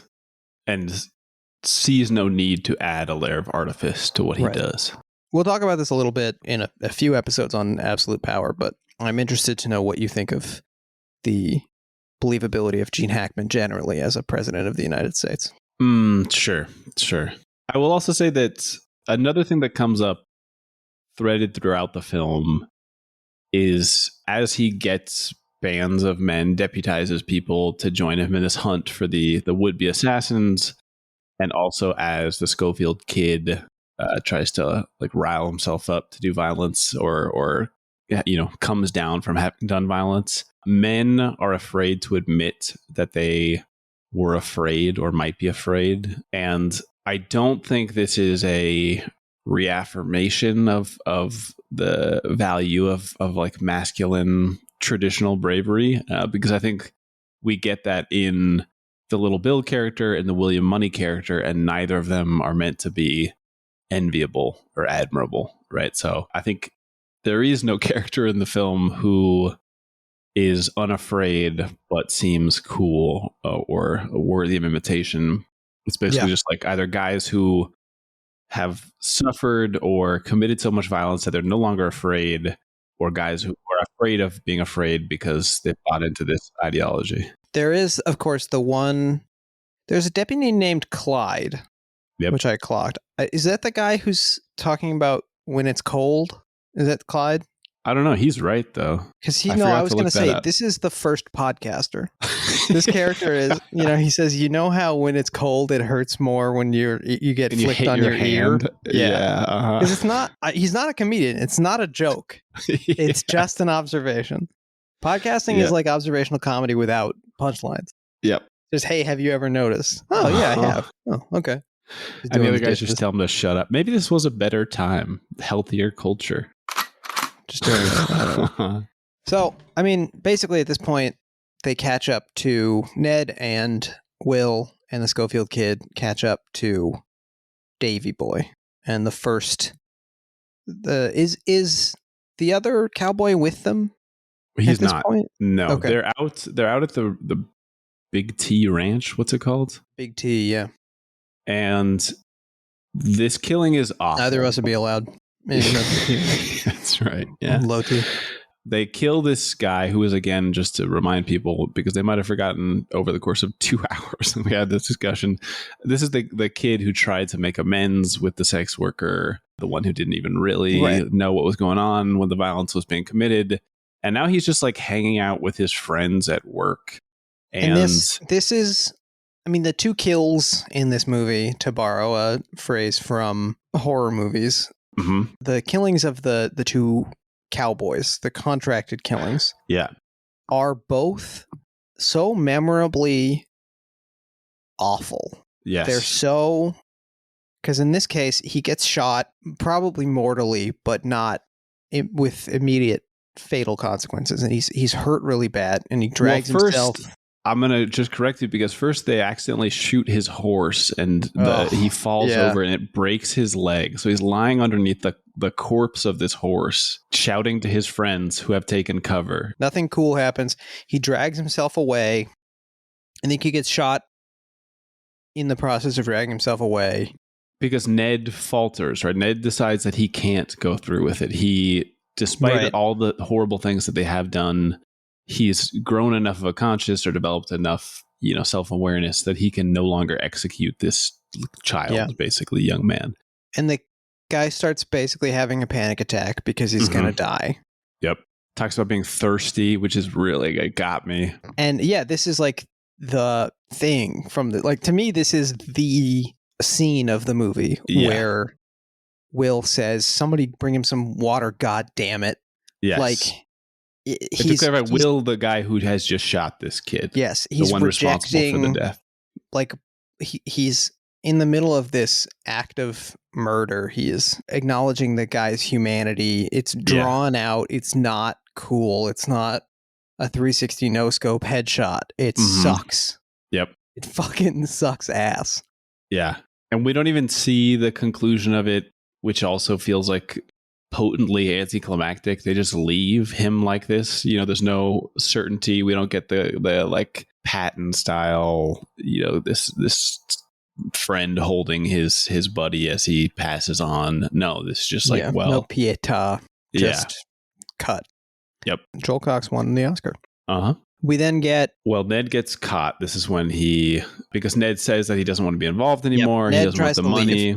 Yep. And then they catch him. They kill him. I just wanted to add that when they are whipping him, again, I don't know, you know, I don't think they cast Morgan Freeman for this reason, but he has his shirt off when he's being whipped, and his body, despite the fragility of his age and face, his body is like very childlike to me. He has like a boyish musculature. And it makes it even worse because this is like seeing a child and an old man whipped at the same time. Yeah, Benjamin Button. Yep.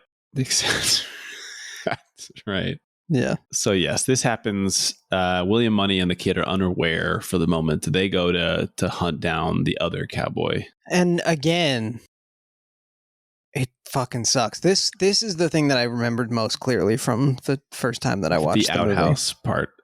We get a good dudes being guys moment where one of the guys comes back in from the outhouse and they say, "Did you see anything out there?" And he says, "Yeah, I saw 200 guys with guns. They said they're all coming for you.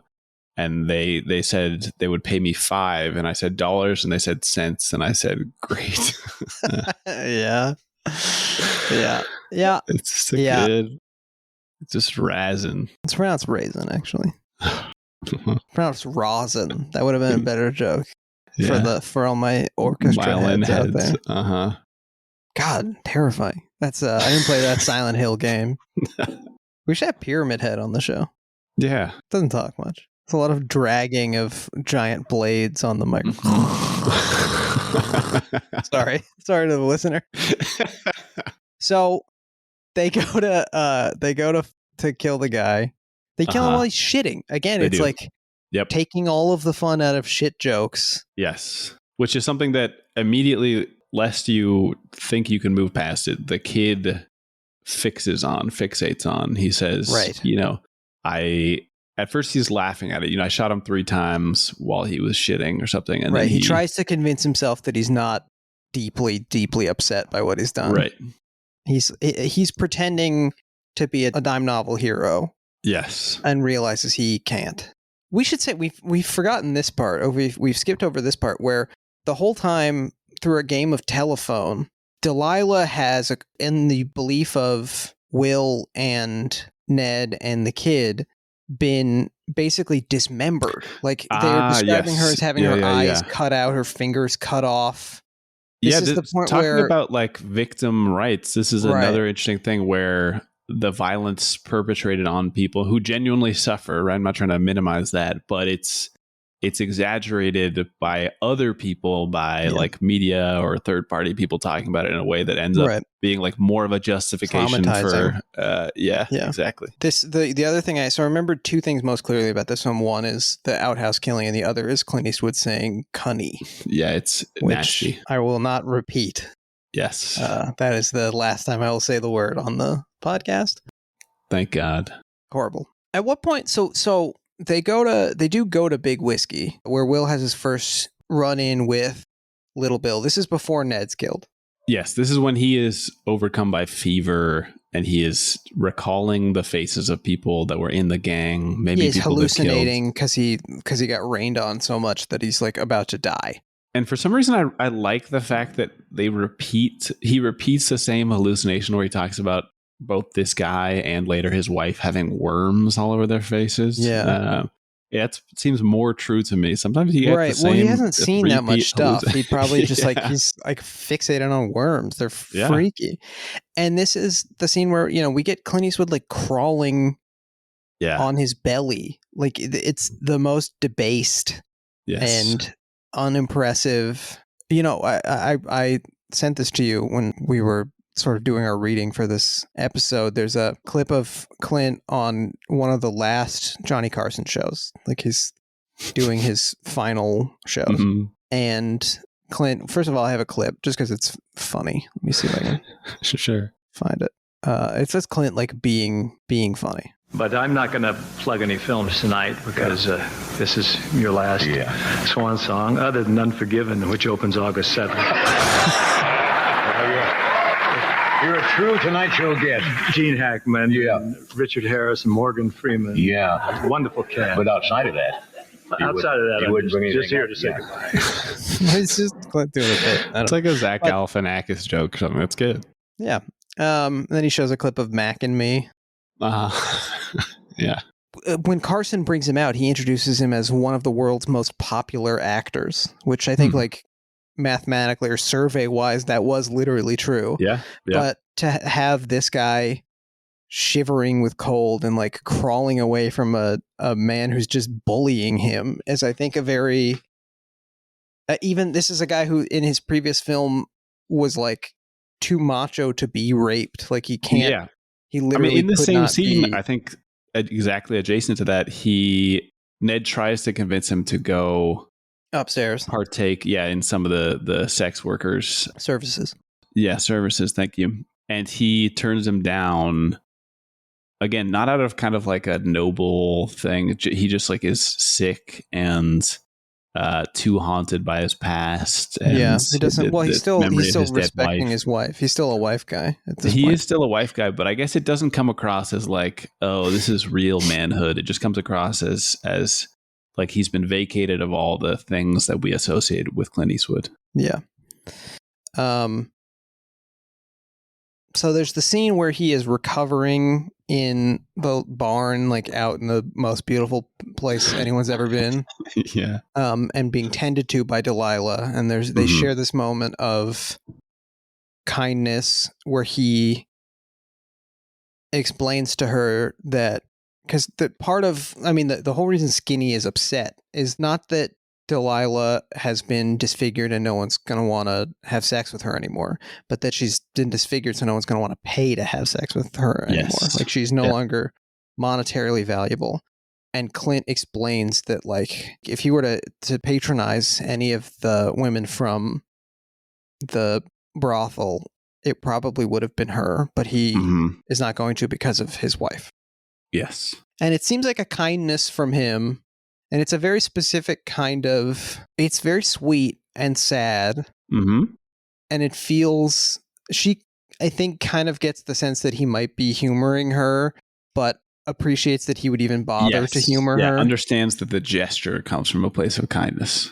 And she's also just like nursed him back to health. And she, at this point, I think offers to even do it for free. Like she just feels so rejected and so unlovable. And he turns her down on the grounds that he has a wife. And I think she assumes that his wife is still alive, but appreciates that he's, a faithful man or whatever.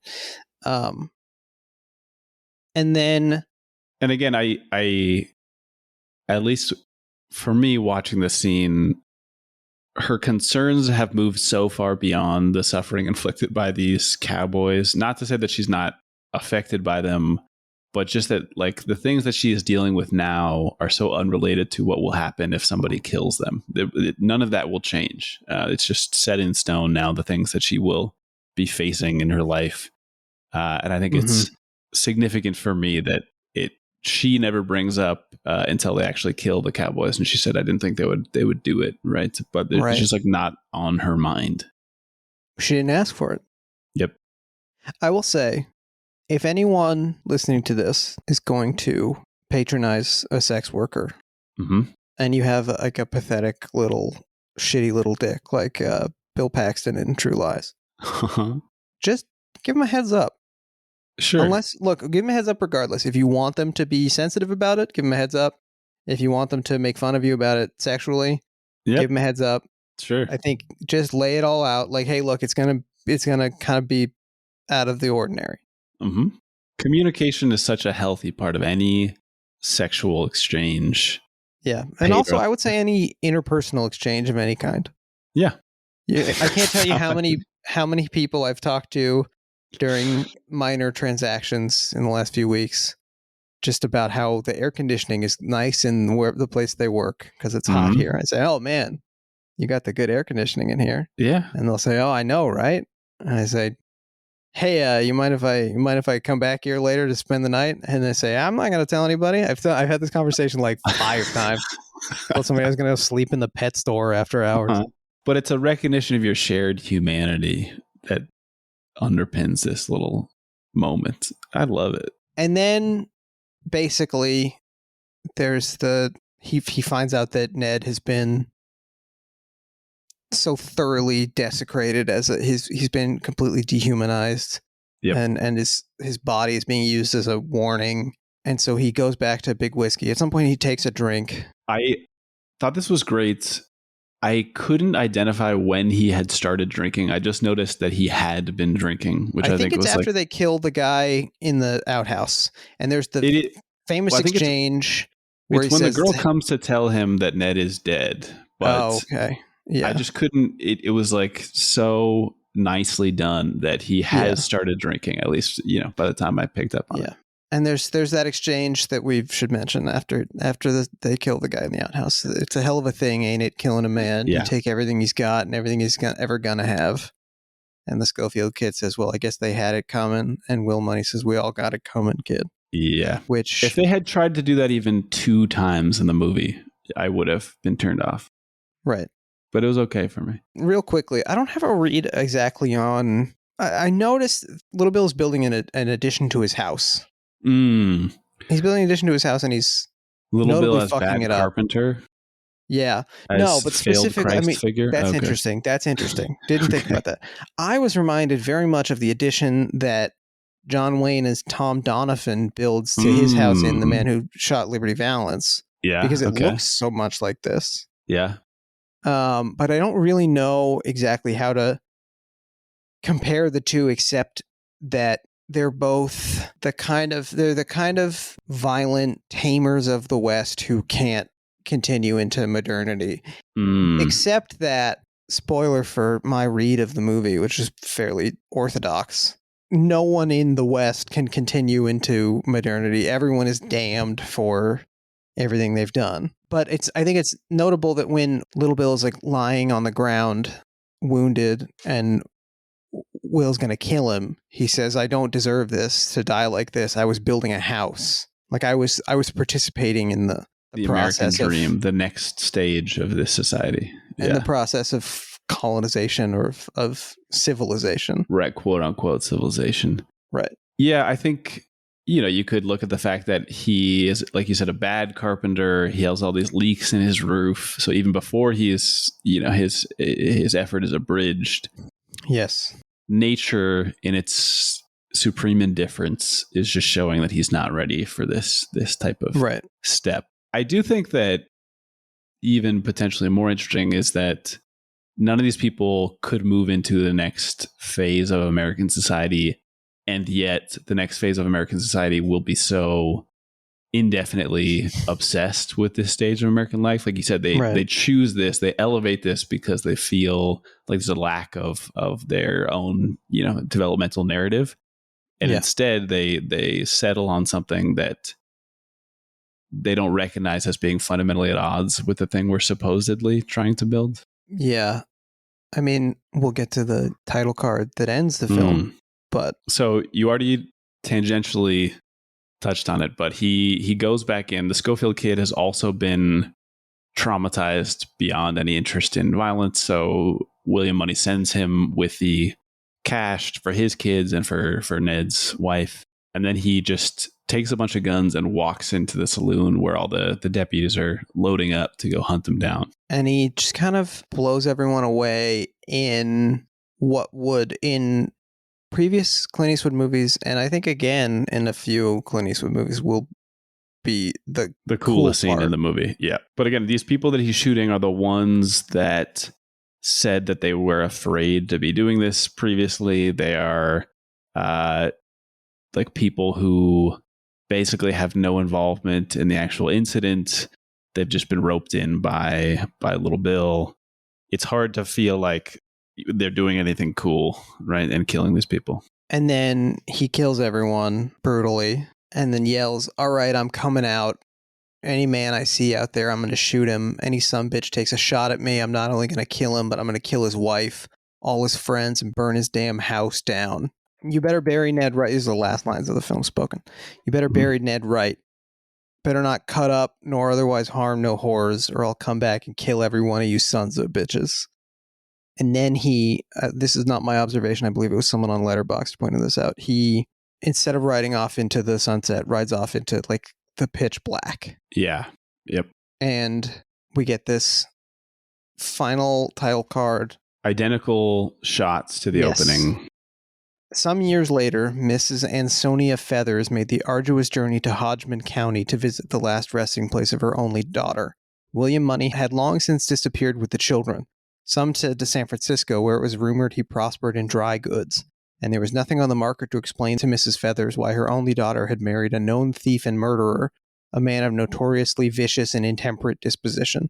So, first of all, Quentin Tarantino kind of dorkily asserted that Django is the ancestor of Jules Winfield from Pixar-verse nonsense. Pixar-verse goofiness. But like, San Francisco is where Clint Eastwood is from. It's where Dirty Harry is from. Yes. This man, there's a suggestion that he prospers after he returns to his violent ways. Like, there's a connection between this violence and like capital success.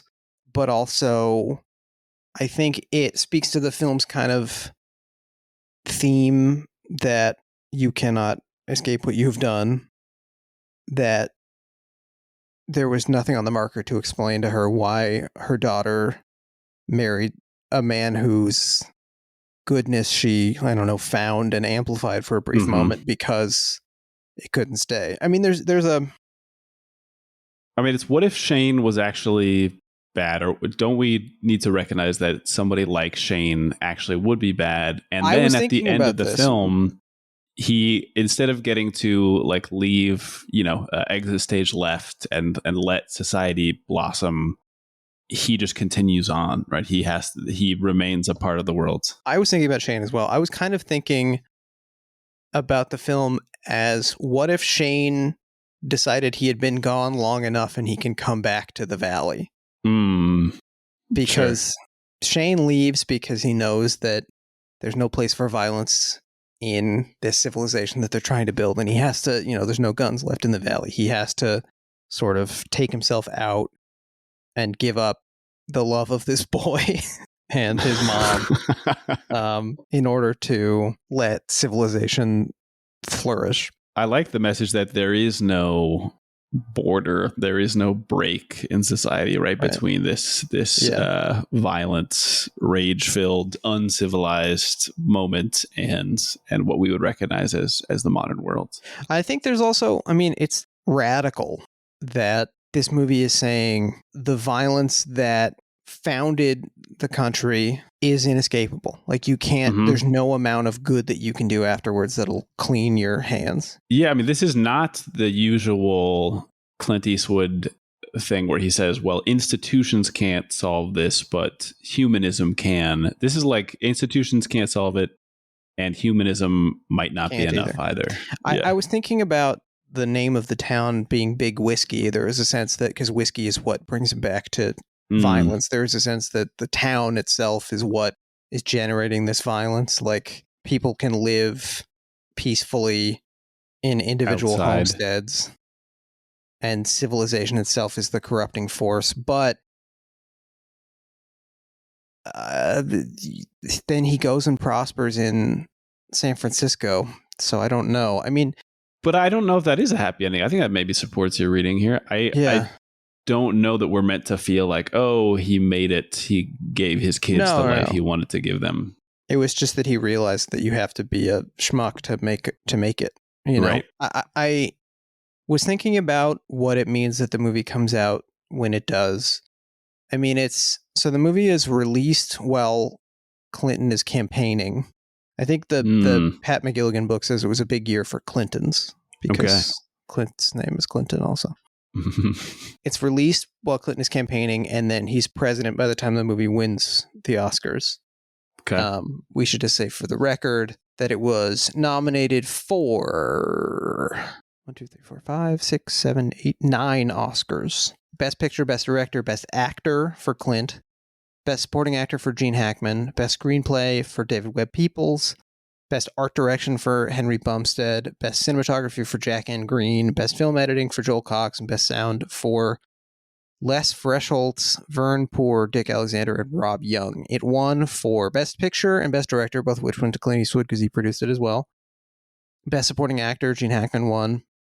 Best Film Editing, Cox wins. But I was thinking of it in the context of the end of history. It's time for us to bring up the end of history on every episode. Very exciting. It is. Francis Fukuyama publishes the book, The End of History, and the whatever, So Dark the Con of Man, whatever the rest of the title is, something like that. In 92, I think after the film comes out. But still. For those unfamiliar, basically arguing that with the fall of the Berlin Wall, with the end of the Soviet Russian Empire, we now have definitively proven that Western style, American style democracy, liberal capitalism, is the end of history. It is like the fully resolved we beat version. The final boss. Yeah. So now all conflicts basically will just be like reaffirmations of this. We've hit Starfleet level. Yes, exactly. Post-conflict. Yeah. Which is very silly. And his text used as justification for things like the Iraq War, where they said, hey, we're just going to do what you said. And then Fukuyama, of course, after said, hey, no, not like that. But guess what, pal? Yeah. It's exactly what you called for. Yes. Thinking about this movie being made in 92, and also forgive me for being such a creature of popular culture, but I do think there's something interesting about Carson ending at the same time. Like there's something about the middle 20th century coming to a close in 92 with the end of this sort of national antagonist in the Soviet Union. David Foster Wallace, Chuck Klosterman ass reading of everything you know about being one thing. I didn't write it down, bitch. Okay. Thank God. David Foster Wallace killed himself on my birthday. Did you know that? I'm in the note. I don't think so. Didn't know. It's 2008, I think. I think it's very damning of like the American project to say, you know, now that the Great War has ended, the Great Conflict is over, can we become a peaceful nation? Of course, we never were. We never will be. But I mean, in the popular imaginary. Yep. And this movie says no. Like, you cannot wash your hands of anything you've done. You can't move on from this. It is like maybe the basic condition of especially white Americans to be guilty of unforgivable crimes. Yeah, I mean, this is a condemnation of, like Howard Zinn style retrospective of so much of American history. But I also think it could even be applied because right around the 90s, we're having discussions about, what does the future of radical movements look like, where these massive attempts at socialism maybe have been corrupted or failed, or however we want to frame it. And part of the discussion becomes, well, is there a way to do this, to fight for liberation without engaging in the type of bloodshed, because very legitimate conversations on the part of like your Fanons and your Malcolm X's and whatever about, needing to fight to free people. But now there's also a discussion, Unforgiven style, about, well, if you stoop to a certain level, is it possible to be the same people who then build a nation, be the creators? And maybe it's not. But this is the kind of horseshit. And we're not going to, on this podcast, solve the answer of whether or not violence is ever justified. We're not trying to. Mm-hmm. Sometimes, in Ian's case, what he's watching this evening is justified. Loves the show. Have you seen the new so often City of Bones or whatever the fuck? I can't believe I hadn't even heard about it. Nobody loves me enough to have it told me. Bus stop ads in Oaxaca? Actually, we do. City Primeval, that's what it's called. Cool name. Yeah. Cool name. Anyway, we're not going to answer that question, but I think this kind of they go low, we go high aversion to any conflict really is the kind of brain poisoning that has destroyed the liberal wing of the country and has ultimately ended the world, I think. Not destroyed in the sense like they were good and now they're bad, but destroyed, but completely I will say, just neutered them. Yeah, the version that we have now, the reason that they're particularly ineffectual is because, we don't protest, we don't say bad words, we don't stand up and to stop their level. Things. Yeah, we don't stop them from rolling over us. Yeah, exactly.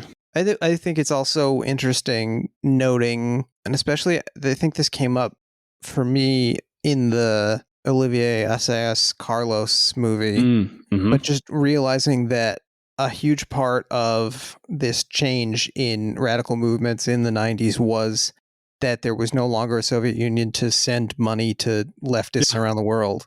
Yep. And I mean, it's almost on the note. The guy's name is Bill Money. The other guy's name is Little Bill. you know, there's a lot of, capital is suffusing this thing. I don't know. The movie makes a lot of money. Speaking of which, the highest opening of Eastwood's career to that point, grossed like $160 million on a budget of 14.4, which is kind of a high budget for Clint. That's enough money to finish the back of the buildings, clearly. But it's a big ass hit, critically beloved. Will be interesting one day to consider this against his other gigantic hits like American Sniper. Because, what has changed since then? We'll find out. We'll find out next week. Oh, not next week. We're not going to talk about it at all. And of course, the kids are sort of a stand-in for his own children. We start to get regret Eastwood, which I love. Yeah. This is we're in for this first part of his mature period. Amy Taubman said this is the first Clint Eastwood film of his old age in her review, which is very funny because it came out in 1992. There's so much left. It's 2023 and he's in the middle of a new one. Right. I will add that we have discussed previously that regret Eastwood has been around longer than we realized. That maybe that's same with kind of like his other westerns are revisionist from the beginning. Exactly. I mean, the thing he gets famous for is revisionist westerns. Right. In 1964, when they're still making visionist westerns, which is a term I'm just coming up with. Ian was laughing before when I brought up the Carson clip because Carson is clearly just like, he doesn't care. It's his last week or whatever. He's the grand old man. He doesn't have to do anything. So he clearly hasn't done any research at all. He just says like, I got one of your old movies on cable the other day. What was it called? Just nothing. Just shooting the shit. It's good. Like wonderful. Yeah. Speaking of which, hey, try to stop him. The film is dedicated to Sergio and Dawn, which I think is sweet. Yep. And just Clint acknowledging the two people who, gave him his start in. I mean, you could call Dirty Harry a revisionist Western. I think we did on our episode 40 years ago. Films in the National Film Registry, cultural, historical, aesthetical significance. It was remade in 2013. Do you know about this? I had remembered this and then forgotten it, and then you reminded me in the run-up to this episode. Set in the early Meiji era, also titled Unforgiven, and stars Watanabe Ken, one of the greatest guys I can even imagine. Just think of, he's in Letters from Iwo Jima as well, the Clint Eastwood film. Yeah. We have not watched this film, and we would love to and talk about it. If you little piggies pay up, that's Patreon content. It's made for it. God. You can just buy me like one soup. How about that, guys? Yeah. Is that too much to ask? Honestly, if one person signs up for the Patreon, if we get $5 a month, we'll do it. Yeah. Oh, yeah. But it would be great if we got $10 a month because then we could each have soup. Anyway, I guess do you have any closing thoughts on the film? I don't think so. Unforgiven? I, was thinking about this decision to close on a non-filmic piece of art, right? It closes on basically still image and text. And I guess I decided that I don't care, and he's at a mature enough stage where he can, just mix media as he pleases. And because they opt to talk about things that I think, if portrayed, would have been cheaper, right? I was a little hard on Bird sometimes because I said that, there was so little confidence in the audience, and everything that was happening had to be, double checked to make sure we all understood what we were supposed to be feeling. In just the course of a few short years, it really feels like now he knows which parts need to be said and which parts don't need to be said. And the fact that leaving that space is more aesthetically and politically nuanced. So I think that's cool. There's some discussion in some of the biographies about how Clint took his time with this one a little more. It had a 11-week shooting schedule, which is very long for Clint. Mm. And it has movie stars in it for the first time. I mean, I think with The Rookie, we're sort of building up to Clint with movie stars, but he's actually casting names that have some draw to them beside himself. And now we're going to get Costner and Swank and Tommy Lee Jones and, everybody else you could think of. Donald Sutherland, some more Hackman, some more Freeman, more Francis Fisher. By the way, Francis Fisher is in a bunch of coverage of the SAG-AFTRA strike. Oh, that's cool. I forgot. Yeah, she's like a labor with Fonda and stuff, right? She's a pretty cool lady. Shout out Comrade Francis. Come on the pod. Yeah. She's cool. Her hair's white now. She looks fucking awesome. Nice. Yeah. So, big fan. And again, the movie is good. I would say. Yeah. This is one of the good ones. Although I will say that without mentioning it all, I now see it as living among a number of films that I love from our problematic friend, Clint Eastwood Jr. Yeah, he's problematic for sure. He sure is. I think getting less problematic also. I think he softens and gets, or at least it complicates. Yeah, I think that's a better word for it. Yeah. During this time. They also talk about Ross Perot on that Carson clip. I'll post it on the Twitter. It's this sort of fascinating slice. Document. Yes, documentary slice. $1,000 to kill 2 guys, huh? Steal. Yeah. We could put that together. You're right. For sure. Yeah. Man, when one of the sort of the quietest, the mousiest of the sex workers has the most money and they say, "What have you been doing?" See, that's another, that is the equivalent. That's guys being dudes for all genders. I also like that. And they immediately. Ladies can be guys being dudes. Yeah, they immediately ask her if she's been giving sexual favors to Skinny or something, but which is, I think, particularly funny for sex workers to get on each other about. It's just nice. Cool. Yep. Let us know if you want us to start a Patreon. Mm-hmm. Truly, one person has to do it. Just one. Yeah. I think Patreon probably takes $5 worth off the top. We'll make no money, but we're currently making no money. And thank you for listening to our episode on Unforgiven. Next week, we are talking In the Line of Fire. A fantastic watch, just a banger. Easy watch. This is not homework, guys. Talk about guys being dudes. Yeah. I think when you finish the movie, you have a child. You got dad style. You become a dad. That movie you can watch. Yeah, you can find that on all the regular places. Plus Fubo TV, our friend Ryan Reynolds' TV station. Mm-hmm. MGM Plus, Paramount Plus, all your favorites. Ian, where can they watch it down there in Mexico? They can find it on Claro Video, and they can find it on Apple TV. Manzana TV. Manzana TV. That one's came out pretty good. Do you know who that is? Bill Clinton singing? Sexual marauder Bill Clinton himself. All right, jumping ahead at one episode to this. Well, he's the president when the movie about a Secret Service guy comes out. Sure. Join us next week for In the Line of Fire with guest Jonah Jang. It's a great episode. Great guy.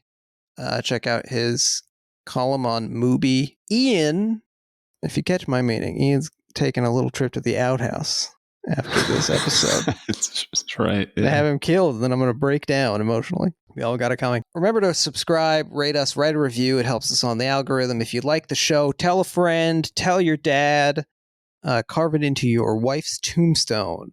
Follow us on Twitter and Instagram at Pod Casty For Me if you have any comments, questions, or concerns, or you're interested in co-hosting a two-person Clint Eastwood podcast. You can email us at podcastyforme@gmail.com.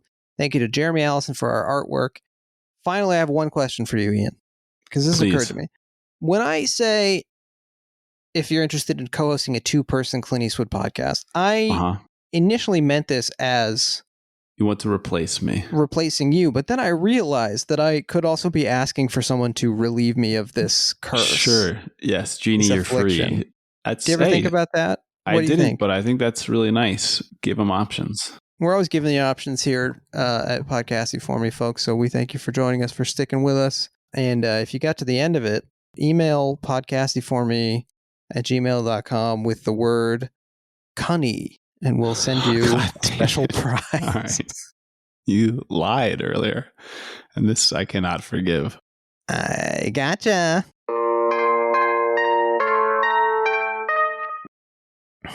We did it. Cool, man.